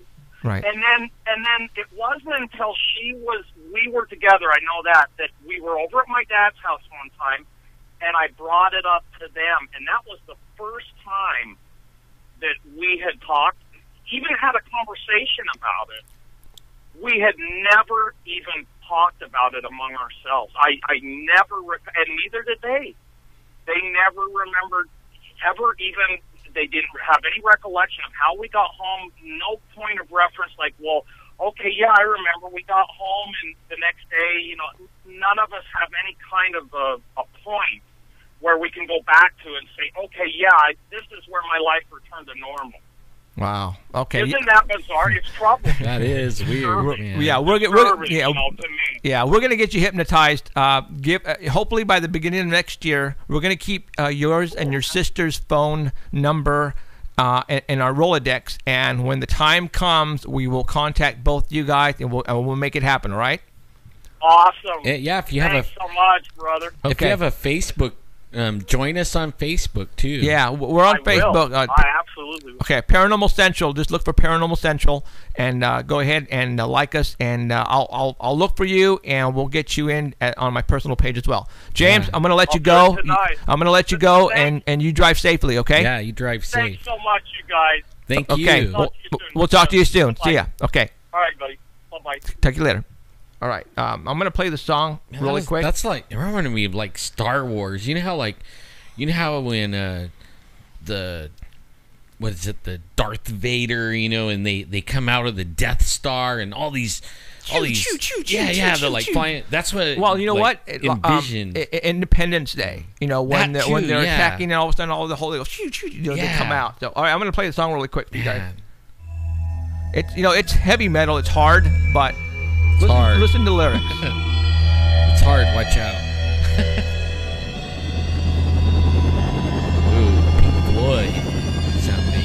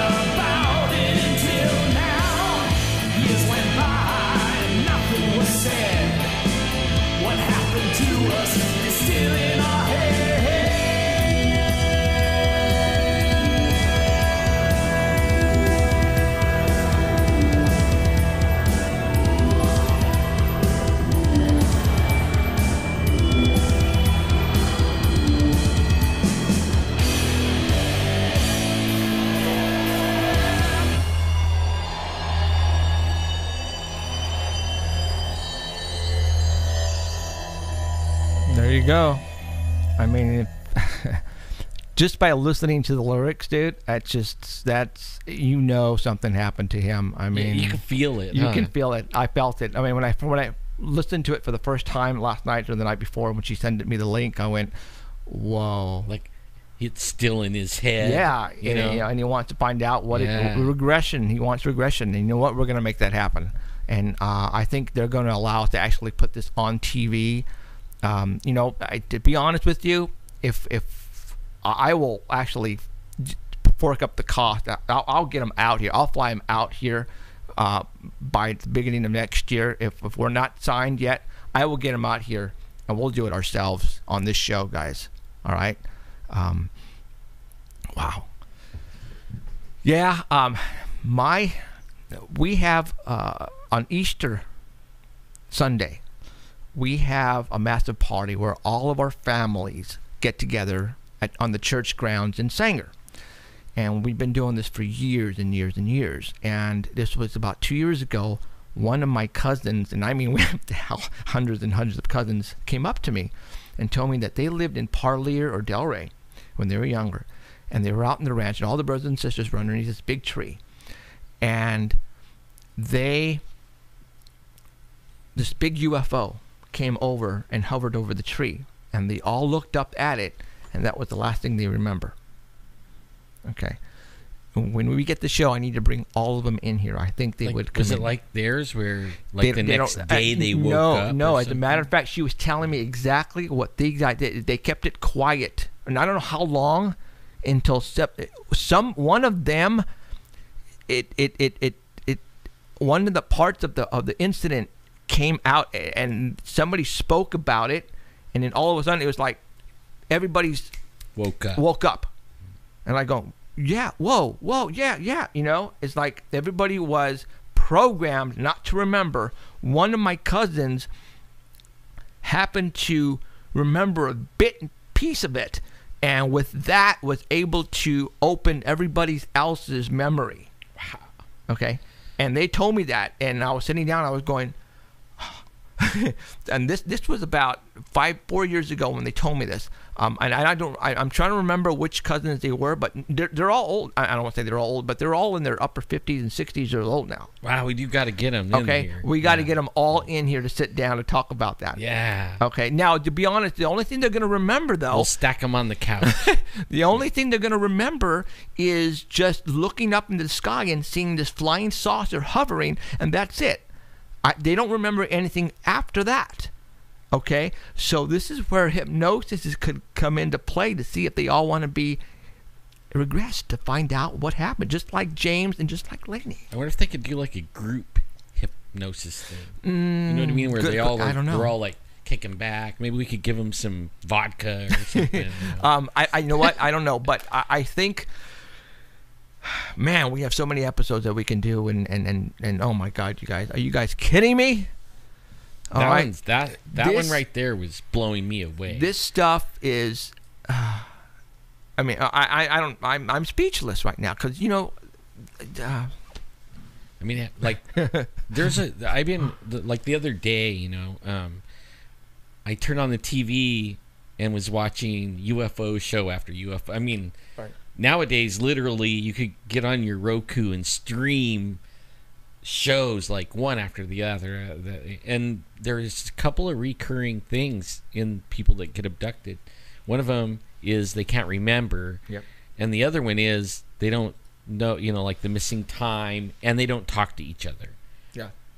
And like I was watching one, and there was two brothers. And their mother, their grandmother, and the two brothers got abducted. They remember everything like he did, like the UFO coming down and all that. But then whenever they came to their self or whatever, right. Nobody talked about it. Right. Forever. I mean, and they're like adults. And now they're finally, and they're in their like 40s. Now they're finally wanting to do like these guys. They're getting, right. And then they did, and the story was like, oh my God, like some kind of there was some grays, and then there was one that looked like a praying mantis or something. That was like the boss alien, and it was. I mean, you remember the story? I mean, Lainey was talking about the fingerprints that were impressed, and there was 3. Yeah. Okay. Now, if I'm not mistaken, the hood of Adolf's truck was 3. Yeah. Was 3 fingers. Uh-huh. Okay. And actually 2 fingers and an opposable thumb. All right. No, it was 3 fingers and then the thumb. Oh, was it thumb? Also, yeah. Okay. I have the picture on there somewhere, but it would take me it'd take half me forever. hour. We need to get those guys back in here again, though. Well, Actually, saw him. Well, no, actually, I called the producer. Well, I forgot his name right off the bat, but I invited him to the Crest to do an episode, and he couldn't do it because he was doing something. But I think it's now time to get him back in here, or maybe even for an episode. I think it's time to do an episode with him on TV, with all of them. Oh my God, you guys, we have so many good episodes lined up. It's not even funny. That one is one's the same as those guys. They all were like, I mean, the alien hit his car. I love this stuff. He heard the door locks pop open, and then the next thing you know, he's waking up. Right. This is you know what? We still have the other stuff to talk about. We're gonna pretty much just let you guys sink all this in, because you're not gonna get this stuff anywhere else, firsthand. All right. I'm gonna try to bring that all the time. Yeah. Oh no. This is what you heard tonight. Is going to be continuance of episodes, of future episodes, more to come. This is the stuff we're going to bring you guys. You're not going to get this even on TV at this moment. You're not going to get this stuff at all. All right. So okay, this is what I live for. This is what Alan lives for, and we're going to keep doing it for you guys because we're having a blast. Just by listening to James' song, I was pretty much feeling that I was in his shoes. All right, because the lyrics were pretty much, he's asking for help. That's what he's doing in that song. He's asking for somebody to please help him find out what's going on, whatever it is that's in his head, and it needs to be taken out. And hopefully by regression and hypnosis, we can do that for him and Lainey and find out what's really going on. Because it's a family ordeal. It looks like it's been going on for a long time. And that happens with families now. We'll talk to somebody who has an abduction story, and 100% most of the time, their families also have occurrences of that type of nature. And they don't talk. No. They don't know. You know what I mean? Like, once somebody starts talking, then they all are like, whoa, that happened to you too. Right. Right. Like, what? Okay. Because, man, my family would be smacking each other. Yeah. Like, did you see that? So, hey, well, let's really quick. We got only like about 6 minutes left. Let's really quick go through the UFO incident that happened last week. Oh, yeah. Really quick. Okay, so you were out having a smoke. Yep. You messaged me on Facebook. Right when I saw it. Dude, there's something going over Fresno right now. Go outside. I went outside. I couldn't see it. All right. So I was in my backyard. I go to the front yard, and you're telling me there's helicopter after helicopter after helicopter started to chase this thing, right? Mm-hmm. All right. Aircraft, like the ones far, like when I'm looking out my back door, I'm actually looking right straight at your house. Okay. Right. Right.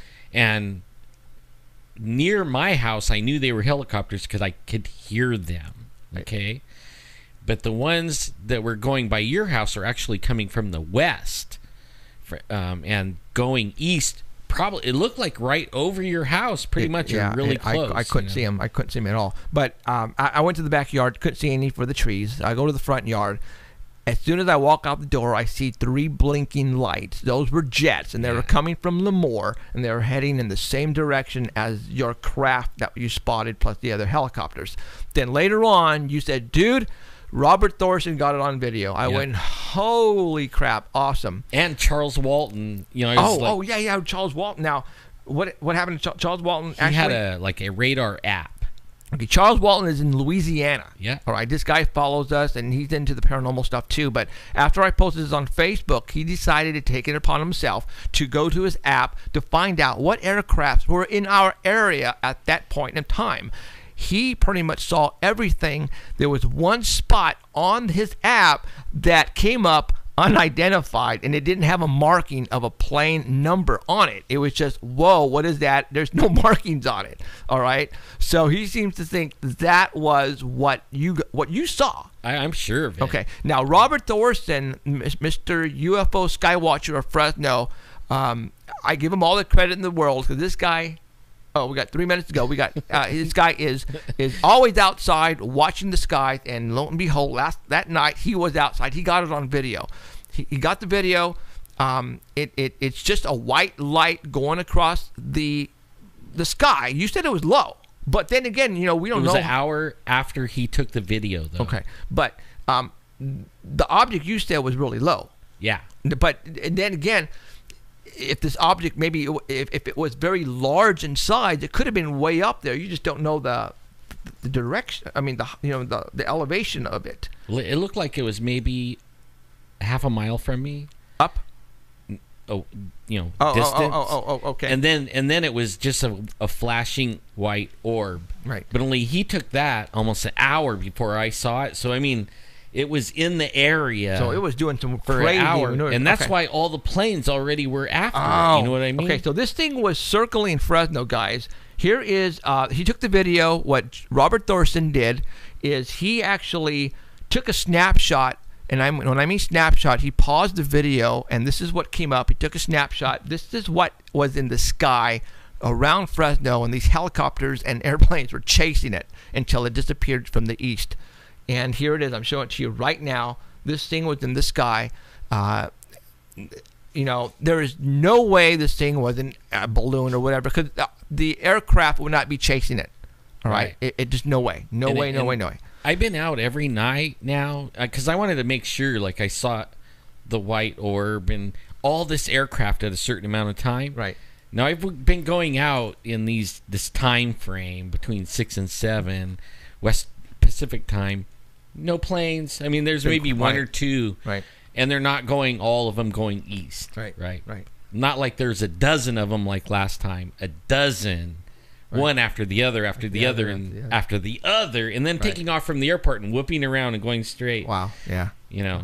All right. Weird. We are done for today. I hope you guys enjoyed the show. We love bringing you this stuff because it's in our blood. We're having a blast doing it. I hope you guys come back again next Sunday. Thank you to Heidi Hollis, Danny Valderrama, Emerald, and Alan. We are done. You guys take care. We shall see you guys next week. Same time, same bat channel. Bye, y'all. Come back. See you guys. Peace out.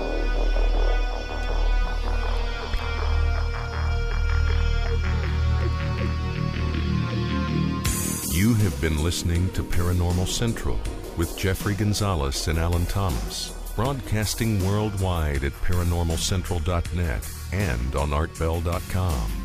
Stay tuned for next time.